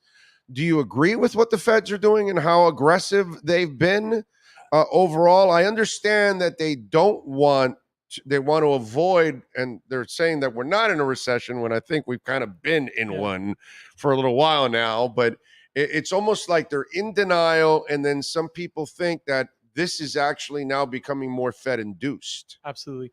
Well, so you agree? I agree, and I mean, I don't want to be too harsh, but I think they started too late to begin with. Right? I agree. That's the biggest issue. They started way too late, so all this has been catch up, and now they're pulling, back a little bit and not doing a 3/4 of a point hike. Rather, that's half a point now. Half a point now. I think they should have done a 3/4 of a point hike, to be honest, and get it all over with already. But because the labor market hasn't cooled, the labor market is hot. Yeah. And although I just saw this morning, Goldman Sachs is going to release 4,000 people. Yeah. So a lot of the big companies are starting to get worried, and they are doing stuff like that. But I mean, I think for us, the medium-sized, companies and stuff, we're still having a hard time finding people. And, hopefully all this stuff that's happening will improve the labor market and allow us to do our jobs. I mean, the labor market is still really strong. I mean, very strong. You shouldn't really have a problem finding a job. Exactly. But with the labor market being as strong as it is, how does inflation really cool? It may have dipped a little bit this month. We're at the 7% as opposed to 9%, but I think it's going to go right back up again. I just don't feel good about inflation coming down yet. Yeah, no, I don't think so either. I think we're going to have a rough first 6 months. Yeah. Absolutely. I think the second half is when it starts to alleviate a little bit. But it's almost like they're squeezing and choking us to the point that they want to see unemployment rise. Yeah, absolutely. And then that's when they start to feel like, okay, now we've hit the bottom, and now because it does look like at the moment that inflation is going like this now instead of like this. And it's starting to. It looks like it's teetering off, but yeah, I won't feel comfortable that it's totally peaking until the labor market takes a little bit of a hit, and it hasn't taken a hit yet. Yeah, and well, China now also, okay, stop with the COVID stuff. Yeah. Let people work. That's going to help out in supply chain too. Absolutely. Absolutely. We don't have all the boats waiting to get into the port the way it used to be. No. It's that line is not there anymore. Absolutely. So all those kind of things have eased up a little bit. Obviously, we still have the war that we still have to worry about, and then we have obviously with everything going on, with inflation, gas is coming down too now. Yeah. So things are improving. But I was just interested to get your take on it, because some of us argue that it's Fed induced and some of us say it's not. And I get what the Feds are doing. They want to avoid an absolute catastrophe under their watch like it's happened before. Absolutely. And I understand that, but I'm with you. They probably started a little too late to do all of this, and now you're doing it so heavy that it really is starting to put a choke on. I think maybe I don't know, not that they're a political organization, but it was a little bit politically induced. They were trying to say, inflation's transitory, it's transitory, and that's why they started too late. So it's crazy, man. All right, so what do we got going on KSDT so folks can find out a little bit more? Besides, by the way, if you're looking for employment, we got 3 offices, Dade, Broward, and Palm Beach counties, all hiring, right? Absolutely. There you go. So we have a brand new office in Boca Raton. Yeah. Opening up January. Wow, nice. Where's it going to be at? 951 Yamato Road. Okay. So we're excited about that location, putting a lot of money into having a really nice office for our staff. Okay. I like that, man. Is it like this place? Yeah. We're going to put, kind of the same style that we did here pretty much. Okay. All right. Yeah. Because you guys always, they were just playing foosball in the last segment while we were talking. They asked me, hey, do you mind if I go, man, I used to do shows in strip clubs. So don't worry about it. Go ahead and play foosball, knock it out. One of them asked me, which strip clubs? And then I just started naming them all over the place. It's 33 years, man. I've been all over the place. I've been around for a little while. How you feeling about our Dolphins on Saturday? I honestly, I've been kind of scared with the last 2 weeks. Of course. I feel like things are going back to the old ways. And I know. Have they figured out Tua? Have they figured out McDaniel's schemes? I really want to see a huge improvement this week. I hope McDaniel, as smart as everyone says he is, they can figure this thing out and we can be back on track. Because we got to have the next couple of weeks, we got to be in good shape. Well, that's part of the chess match, right? Yep. So now you've got a counter. Yeah. And I think, did you watch Warren Sharp's video? No. It was phenomenal. I'm going to send it to you. I'm going to send it to you so you can watch it. And it shows how cocky McDaniel got over the last couple of weeks, that on first down, the air yard throws were like at 12 yards. Yeah. And like the highest in the NFL is like at 9. Yeah. So he was way above. Everybody else is like between 5 and 9 yards on first down. And they were averaging 12 yards over the last couple of weeks. So they were putting themselves in because those are lower percentage throws. And then when you get to third downs, now you're dealing with a whole bunch of third and longs. How did you open up the game? Pop, pop, pop, pop, and you're out. Exactly. And that was, and then, okay, that didn't work. But then you kept doing it all throughout the game, and he kept going deep, deep, deep, and did not work the underneath enough. And I think this week you're going to see more on the outside. You're going to see more underneath stuff. You're going to see more to the running backs. You're going to see stuff to them, mix it up to loosen up that middle, and then they can work it again. Well, I missed the early part of the show. What's the story with Wilson? Is he going to be able to go? Jeff Wilson? Yeah. It's a game time with the hip, but I would not count on him playing. We need the running game going, and I think a resource we haven't used all year is we got to use Gesicki. No one's expecting that right now. I get it, but wow, he does not include him in the offense. Yeah. It's like just because he doesn't block. Yeah. So and they want you to be a two-way player. Yeah. They want you to know, okay, what's Smythe doing? Is he going to go out for a pass catch, or is he going to?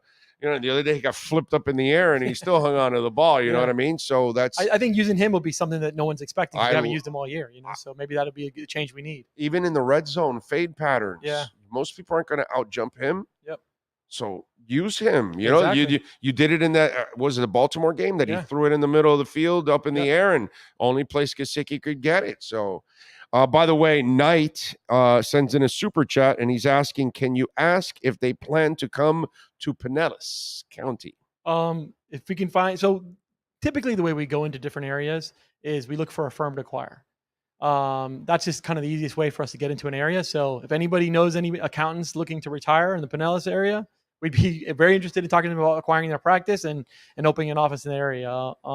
It's hard to kind of go in from scratch and start building a name in a new area for yourself. So kind of going in with a partner, someone that's already been in the area, has clients in the area, has staff, it's a much easier transition for us. So we want to be all over Florida. So as soon as possible, if we could find someone, we'd like to do that. But we work, regardless of where we're located physically, we have clients all over the country. So actually even pandemic made that even easier for us, right? Everyone's even more used to doing things online and via Teams or Zoom. So we work with clients all over the country. Just because we don't have an office in Pinellas doesn't mean we can't work with someone. But I'm open to anywhere, actually. And he won't say it, but I'll say it. They're in the Forbes top 200. Yep. Okay, tax firms. Okay, accounting. So they kick some serious ass. Is what he's trying to say. I'll say it for him. Thank you know you. what I'm Thank saying? But yeah, so there you go. We could end up in Pinellas County. You never know. So one day we got to do some of the shows in the other locations. Yeah, that'd be great. Move around a little bit. I know he wouldn't mind doing one in Broward. Yeah, Weston's we have one in the Weston office. That's close. Yeah, Weston's close to you. Get you up to Boca when we open Boca. I love it. I love this one because it's 10 minutes from my house. There you go. This is the easiest one. I'm like, yeah. All right, we got walk-ons doing pre and post. That's like right next to my. Yeah, I'm every day I'm in a different office, so I'm going to different places. So I'm anywhere you guys want to do it, we're good to go. Oh no, we'll do it wherever you want us to do it.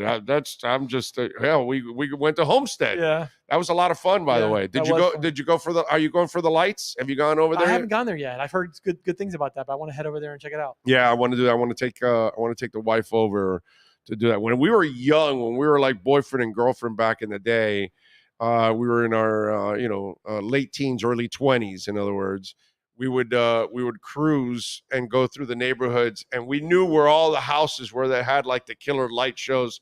I don't know it anymore, but we used to do that during the holidays just to drive around. So that thing that they do there in Homestead, that's actually a really cool thing. And the track, God, that gives you the perfect setting to do something like that. Yeah, I've been traveling so much. So the wife and I and the kids, I have 3 girls. We talked about doing a little bit of a staycation. So I think we'll check that out. Yeah, I'm sure you're getting the same emails I am from Russell. Yeah, exactly. All right. So how is it KSDT when it comes to tax time? We only think about April, right? Yeah. That's all we always think about. What you guys just finished something now, right? Yeah. Well, so the last 2 months are really the most important months of the year, because if you're going to get something included or do any kind of thing that's going to affect your taxes for next year, got to get it done before December 31st. So we're meeting with clients, giving all kinds of tax planning ideas, telling them things they can do. Something very simple they can do right now. Just pay your bills before the end of the year. Get those bills paid, get them in this year, so you can take those deductions this year. Okay, that's a great idea. And I just asked Alan, he's going to get me the number now to talk to the crypto guys. Yeah. But for those of us that have been, obviously it's been a tough year, whether it's stocks or crypto. Absolutely. You can't file for your losses at the moment until you sell, or you can't file for your making any money until you sell also. But for those that have paid a lot of fees, stocks or crypto or whatever, that is a write-off there. Yes. Is that the kind of stuff that you wait till the deadline time, or is it better to try to clean it off by December 31st? Yeah. So, if you can take some losses, one of the things we try to do sometimes, if you have a lot of gains during the year in other areas, try to harvest losses, either in stocks or crypto before the year end. So you can kind of offset those two things. That's a strategy that we tell our clients to employ. One of the things I'm doing research right now is, I was affected by Voyager. Some people may be affected by FTX. What are the rules that are going to come out related to those things where our money's gone pretty much? Pretty much. So we're going to have to wait to get completely through bankruptcy. At what point can we take those losses? That's something that I have our group in the crypto group, kind of researching, like, at what point can I take those losses? Yeah, You know? and I knew Voyager was going down, right? Yeah. I took out most of my money, but there was 2 coins that I didn't have a bridge to move off of Yeah. because I moved everything to cold storage. But I go, well, maybe they hang in there. Maybe they're all right because I wasn't sure. Yeah. I said, all right, I'll leave them there and I'll take my chances because I just didn't want to sell my Kusama. Yeah. And so sure enough, I got screwed with that. I didn't get screwed like a ton of money, but I still got screwed. And I don't even know. I know there's 2 companies up to buy Voyager. Yeah. You know what I mean? The FTX stuff. FTX was one of the buyers originally to buy. Yes. Voyager, Yeah. and But that now fell there are through. 2 completely different ones. See, the difference with the Voyager thing is they have all our funds. Yeah. That's the difference. Yeah. They actually have our funds, whereas FTX, you can forget about that. Yeah. They used up those funds. Absolutely. You know, that's the difference. They actually used them. Voyager did not actually. Well, I'm going to research with my guys just to find out, at what point, because I know that's the first question people are going to come to me. Can I take a loss already for that? Can I take a loss for that? I'm like, I don't know. I got to research it. So Yeah, because technically we can't take a loss. Although they keep saying that the max you can get is 70% anyways on any of these. If they do get bought out, Correct. It's max is 70 or 50-50. Yeah. So I wonder, can you already file the 30%? Yeah. At least. And then if it gets to 50, you file the other 20%. Yeah, so that's something that I'm very interested in. I was hurt in the Voyager thing, not a lot either, but so I want to have these. You guys moved your research that. stuff to cold storage, huh? Yeah. You know what I've done now? I've gotten out of some of my altcoins and moved it to Bitcoin and just then stash it because I'm not sure about the altcoin situation now because I think we're gonna have another dip and I don't feel like waiting for another dip and keep buying the dip on that end. Bitcoin, I'll buy all the dips you want, and Ethereum because I know that those 2 monsters are going to be they're the Teslas, Amazons, Absolutely. and whatever of crypto. So There's too many things that came on the market that just had nothing. no. I mean, I'm a strong believer in Polygon and Cardano. I think those things are going to be monsters when it's all said and done. But you have to protect yourself, Absolutely. and if you can divest back into crypto into Bitcoin instead of taking a loss and selling off, then I'll just divest and go into and take my losses that way, and that's it. Absolutely. Move on. Absolutely. It's rough. Yeah. But we're excited. It's had a great year this year. Looking forward to another great year next year. We're here to help anybody that needs any help with anything. Doesn't matter where you are in the U.S., we can help you out and take care of any. Just even calling us for a little bit of advice. We'll be glad to talk to you and help you out with anything you need. Jeffrey, and again, if they want to get hired, what do? They can go to our website and just apply online or just send an email to info@ksdt-cpa.com.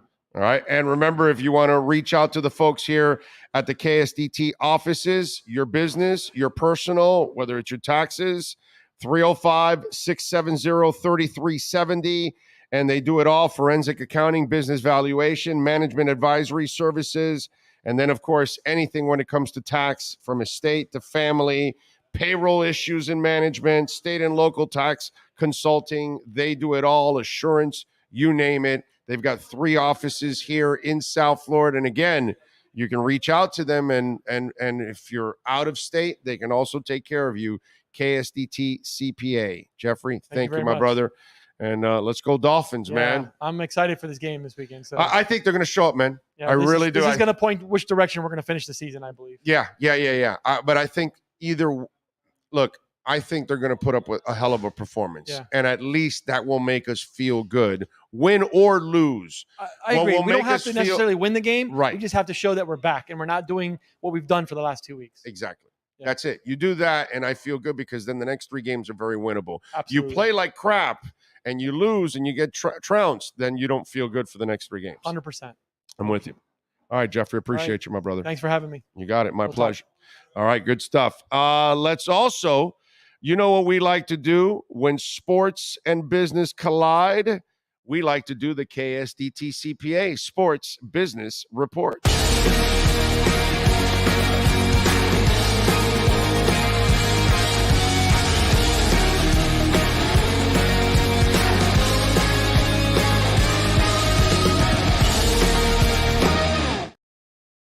Oh, the NFL continues to grow. We know that football is number 1 in the world, but football, well, listen, the NFL is the most powerful league in the world. more powerful than Serie A, more powerful than the Premiership. They produce more money. Well, last month, Commissioner Roger Goodell says he wouldn't be surprised if the league played more than 4 games in Germany through 2025, and it looks like that's going to happen a lot faster. Why? The 2026 World Cup. They have now announced that they've got to make renovations to Estadio Azteca in Mexico City as they originally planned. So it looks like the league is looking to move games to Germany, which would be the country's second in 2023. Germany held its first NFL season game in November between the Bucs and Seattle. Nearly 70,000 fans were in attendance. And DAZN, Germany and ProSieben recorded the most viewers of an NFL game behind the Super Bowl. Fanatics have recorded game day merchandise sale at Alliance Arena at an NFL International Series game. And in the U.S., it was NFL Network's most watched international game on record. So Frankfurt and Munich will host the NFL games in Germany through 2025. The NFL also held 3 games in London this year. I've told you this over and over again. The next time that they expand, when they go to Europe, they should put 4 teams in Europe. You put one in Munich, you put one in Barcelona, you put one in Paris, and you put one in London. And you make one headquarter there for a practice facility for visiting teams from North America. When they come there, they stay for multiple weeks, they play multiple teams, and then they come back and enjoy a bye week. And by the time you add those 4 teams to make it 36, you will also have 2 bye weeks in the process. So you can protect players for travel and for Thursday night games. That's the way I think they should structure things. But there's no doubt that that's where we're headed on the international level. So I'm not surprised there. That is your KSDT CPA Sports Business Report. This has been the KSDT Sports Business Report. KSDT CPA is one of South Florida's largest and one of the country's fastest growing accounting firms. KSDT is recognized by Forbes as one of the top tax and accounting firms for 2022. KSDT CPA is a full service firm that also excels in crypto. Visit online at ksdtcpa.com or call 305-670-3370.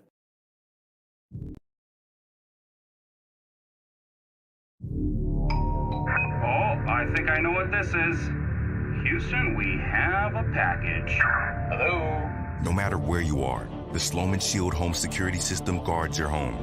With next-gen perimeter protection, 24/7 monitoring, and interior motion sensing.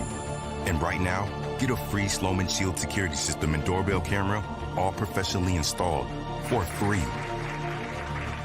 Shield your world, the Sloman Shield.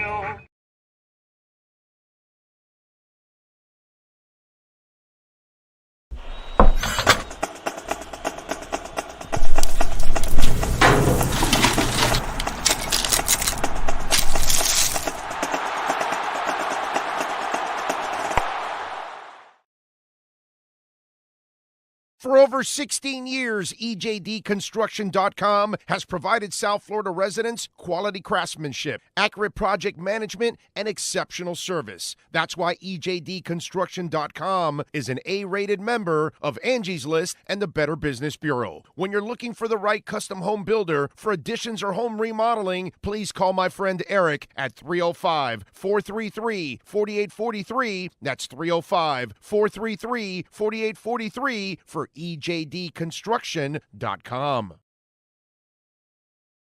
Welton Rayom has more than 62 years of litigation experience handling insurance disputes. They're committed to resolving even the toughest insurance claims quickly. Call them for a free consultation. 954-966-4646. At Welton Rayom, they don't get paid unless you win.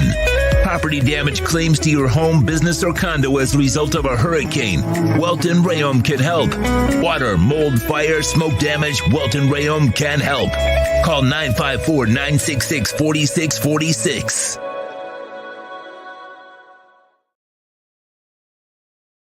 When you move, you need a reliable company led by passionate folks, eager to assist its customers during a transitional process that needs to be smooth. Call Essential Moving Experts at 844-368-5750 for all your local and long-distance moving needs. You can rely on Essential Moving Experts.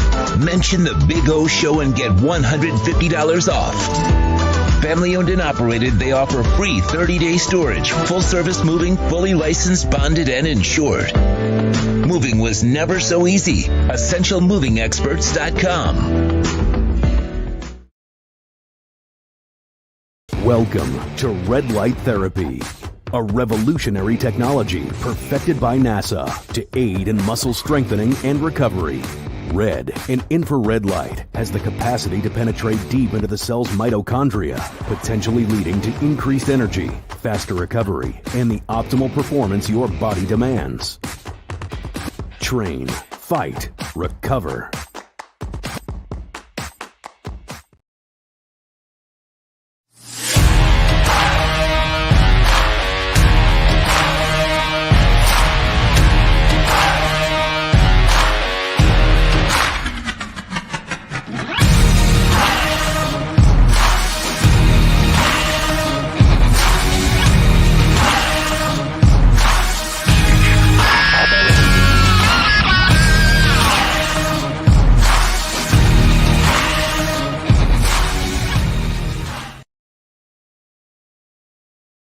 The viewpoints, statements, or beliefs expressed on the following program by the host, guests, or callers are not necessarily the opinions of FantasyAccess.com, Media Group Inc., ownership, management, sponsors, or website. When it comes to South Florida sports teams, very few in the media have witnessed, lived, and covered it like the Big O.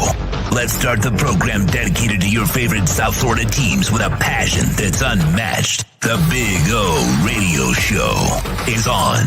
Here's the Big O. Oh, I love it. Big Bip-Bop 66 goes, wow, Big O, looks like you thought that out really well. Teams in Europe. You're probably, I think Bip-Bop hasn't been on this a long time, right? I think you haven't been watching the show. I've talked about this a lot of times already. Several times I've talked about this, that when you expand, you don't expand for a team or two in Europe. You expand for a division. That way the division can play each other. And that way teams can go there, and it's not you there and back in a couple of days, and it just discombobulates you. No, you go there, you go for a couple of weeks. You have a hotel and a practice facility that is NFL owned, right? And so all the visiting teams, and there's going to be visiting teams there constantly throughout the year. And then you can, do that. And listen, please don't start with this whole thing that, oh, football is our sport. I don't want to watch it. Give me a break, dude. They've got to expand. They're greedy. They want more money. They're gone to the digital platforms. The next stage is Europe to expand. There's no more cities to expand to in the NFL, in the United States. It's stupid. We're already in a couple cities that we shouldn't be in, like Jacksonville. So, you're already in cities that you really, and again, nothing with the Jacksonville folks. You guys are fantastic people, fantastic Floridians, but you're not big enough for an NFL team. And we all know that. And everybody knows that. But, it is what it is. But you've got to expand. You need to put 4 teams. That's the way I look at it. And you make life easier. And like I've said, you add 2 bye weeks. So that way, anybody that travels gets a bye week, and everybody before a Thursday night game gets a bye week. Why? Because now you're rested for 10 days prior to the Thursday night game, and after the Thursday night game, you have another 10 days.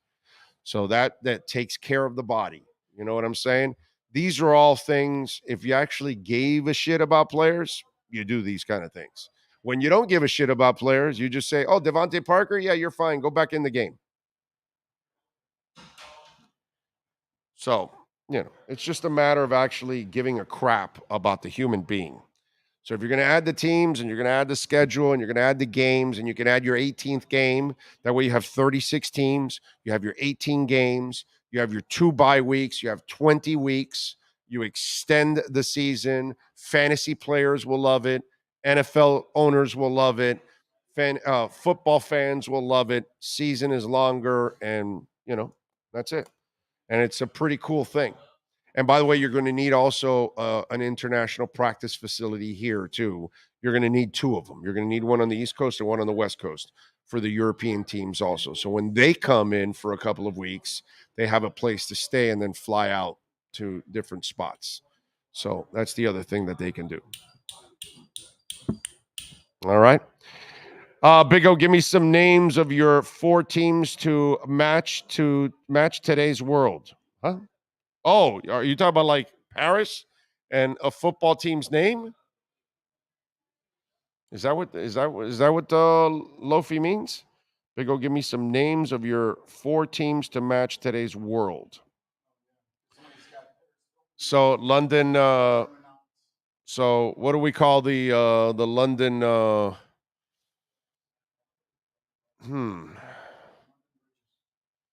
London Bridges, huh? Okay.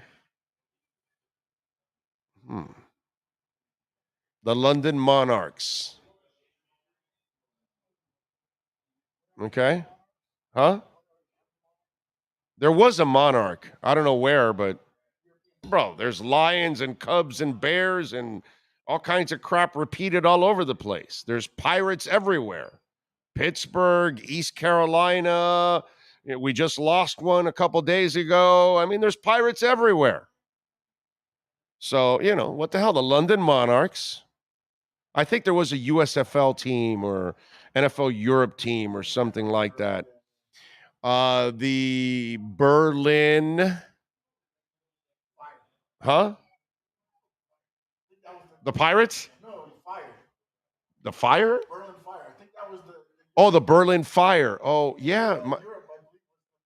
Might have been. It was wasn't it like a hammer? I don't know. I forgot now. But yeah, something like that. The London Britons. Yeah, that's the Tea Times. The Paris Hiltons. There we go. The Madrid Conquerors. I like it. The London Fish and Chippers. The Berlin Blitz. That's not bad. I like that. Berlin Blitz sounds good. The London Wankers. It's just wrong on every level. See, now you're just pissing off our friends in London now. They're watching and they're like, "Come on, guys." That's it. The Frankfurt Galaxy, I remember that. London Monarchs. So there you go. We can revive the London Monarchs. Barcelona Dragons. That's where Lawrence Phillips came from. The Barcelona Dragons, London Phillips, and Lawrence Phillips, and also Brian Finneran came from the Barcelona Dragons. How about that for useless information? The Hamburg Sea Devils. That's in Germany, huh? Okay. All right. The London Sheep. You guys are just the Big Bens. You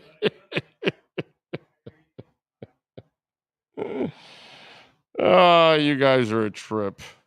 Remember, you can make a donation through Cash App or Venmo at Cash Big O Show. Remember, you can donate Bitcoin too through Cash App or Venmo. Okay, so Cash Big O Show.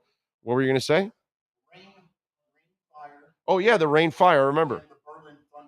Berlin Thunder. There you go. I remember the Rain Fire and the Berlin Thunder. The Rain Fire, remember, is like a bluish, orangish like colors.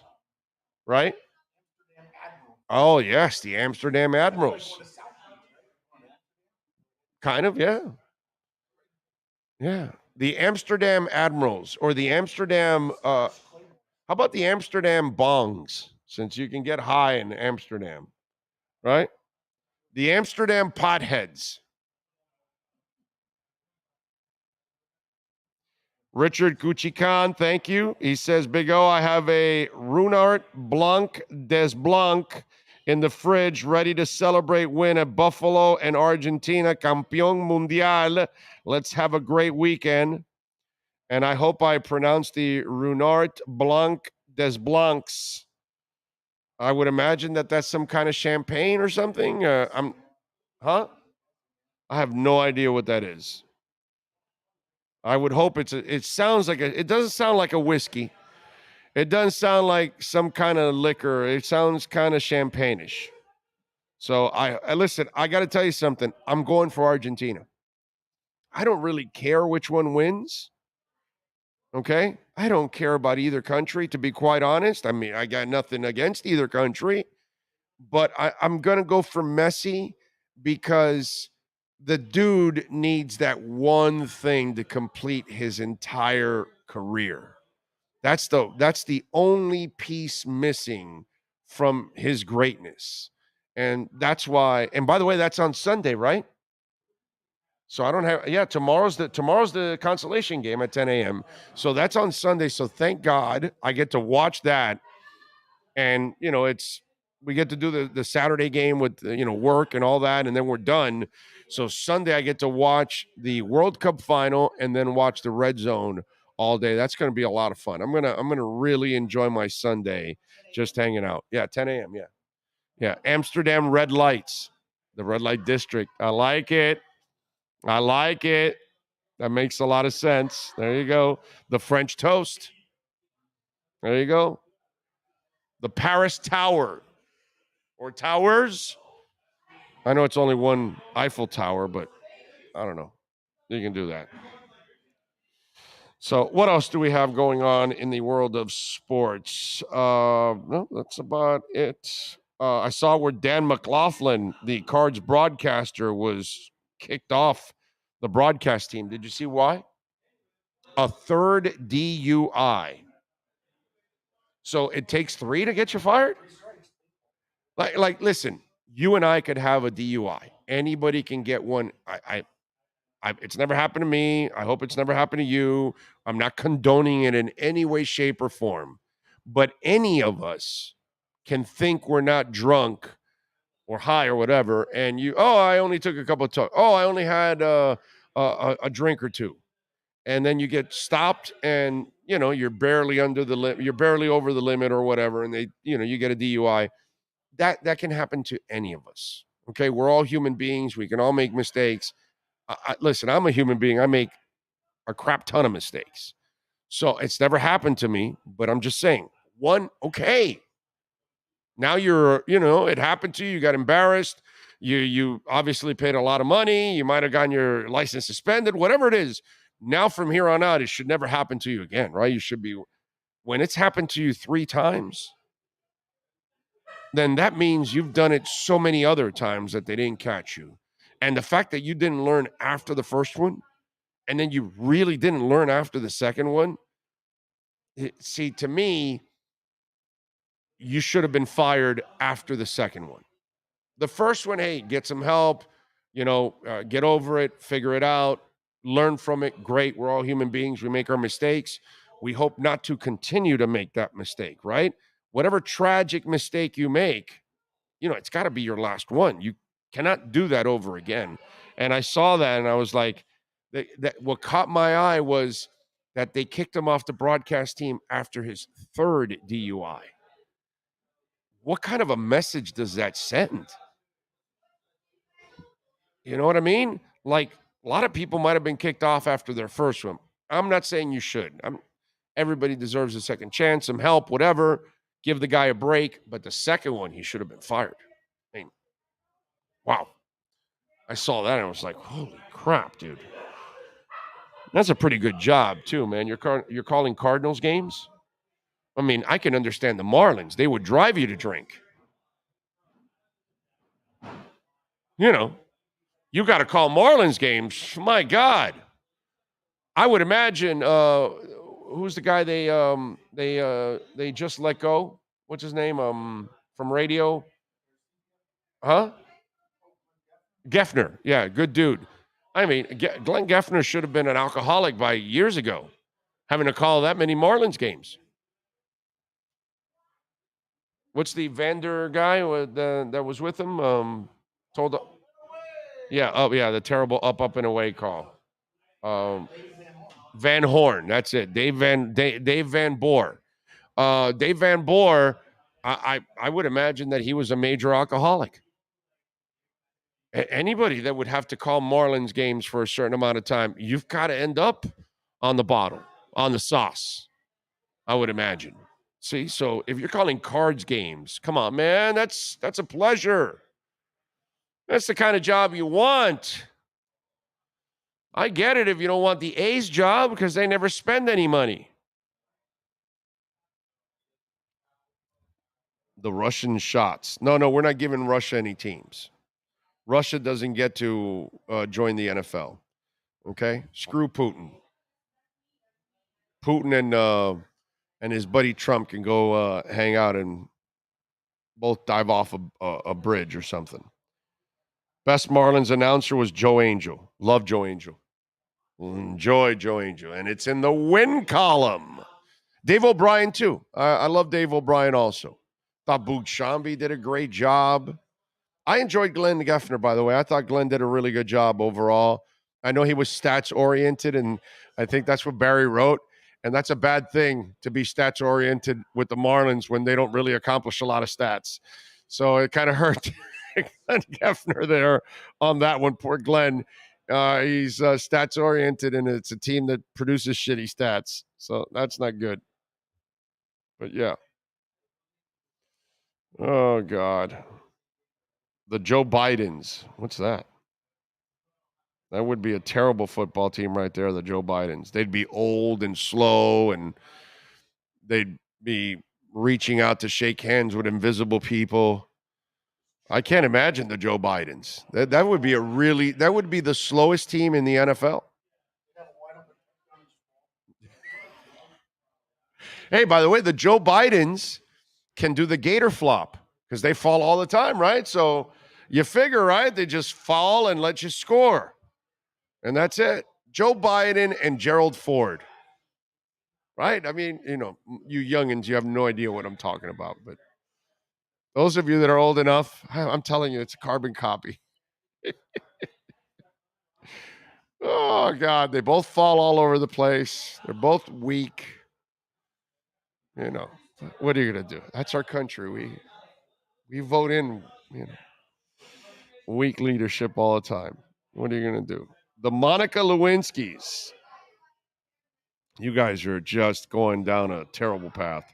Some people were complaining that the coach with the Titans maybe could not get an Uber when they arrived in Tennessee. Who talking about? Vrabel?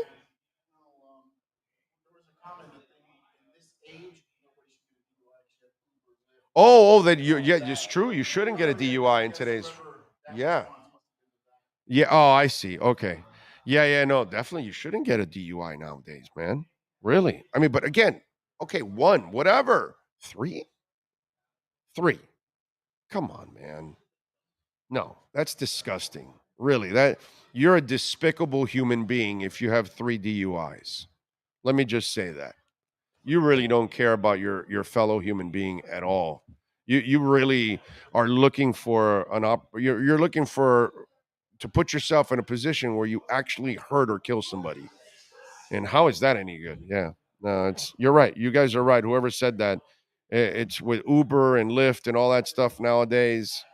It's so easy. You're wasted. Just get the vehicle, get somebody to take you home, and then you can come back and get your car later and not end up in jail, man, or killing somebody. All right, we're out of here. We thank Ira Winderman. We thank Jay Skursky, Manny Navarro, Scott Pianowski, Cameron Wolf, Jeffrey Tarabolis, of course, CEO here of KSDT CPAs. We thank, of course, the legend that is Sean Stanley, who masters this entire platform every single day. We'll be back tomorrow, 6:15 p.m. to get you ready for the Dolphins and the Bills. EJ Barro, thank you, sir, for the love on the super chat on the way out. Chevy Chase did hilarious Ford falls on it. Remember that? Yeah, exactly. I'm telling you, Gerald Ford and Joe Biden, 2 goofball presidents, 2 guys that are just but 2 goofballs that fell all over the place. Seriously, somebody should do like a lowlights video of both Biden and Gerald Ford falling all over the place, off stages and stairs and bikes and everything. I mean, those 2 dudes could not stand straight at all, ever. The only thing is I never saw Gerald Ford try to shake hands with people that don't exist, like invisible people. You ever seen that with Biden? he comes off and he turns to like shake somebody's hand. There's like nobody there. And you're like, we put that in office. Oh, man. It is awesome. Anyway, we will see you all tomorrow evening at 6:15. We'll get you ready for Dolphins. We'll get you ready for the Bills. Have some faith, folks. Okay? Have faith. I am not at all letting up in any of my faith and belief. Am I pissed how they played the last 2 weeks? Hells to the yeah, I'm pissed. But I believe in Tua. I believe in Mike McDaniel. I believe that these guys, I believe that the wide receivers will also come to play tomorrow night. Okay? They're going to show up, and we'll talk about it pregame. We got all kinds of guests coming your way, pregame and postgame. Joe Shad's going to join us pre and postgame. We'll talk to Lee Sterling in the pregame show. We'll talk to Joe Shad, Marcel Louis-Jacques in the postgame show. So we've got all kinds of coverage for you. We'll have any of the news from McDaniel or Tua's press conferences. They say anything earth-shattering or news-breaking. We'll have all of that. We'll have your reaction. We'll take your comments, all of that good stuff. We'll see you tomorrow at 6:15, and we thank all the great people here at KSDT CPA for their amazing support. You all have a great weekend out there. Have a blessed weekend. Be safe. Take care of everyone around you, man, and love the people that support you every single day. That becomes great karma for all of us. Y'all be good out there.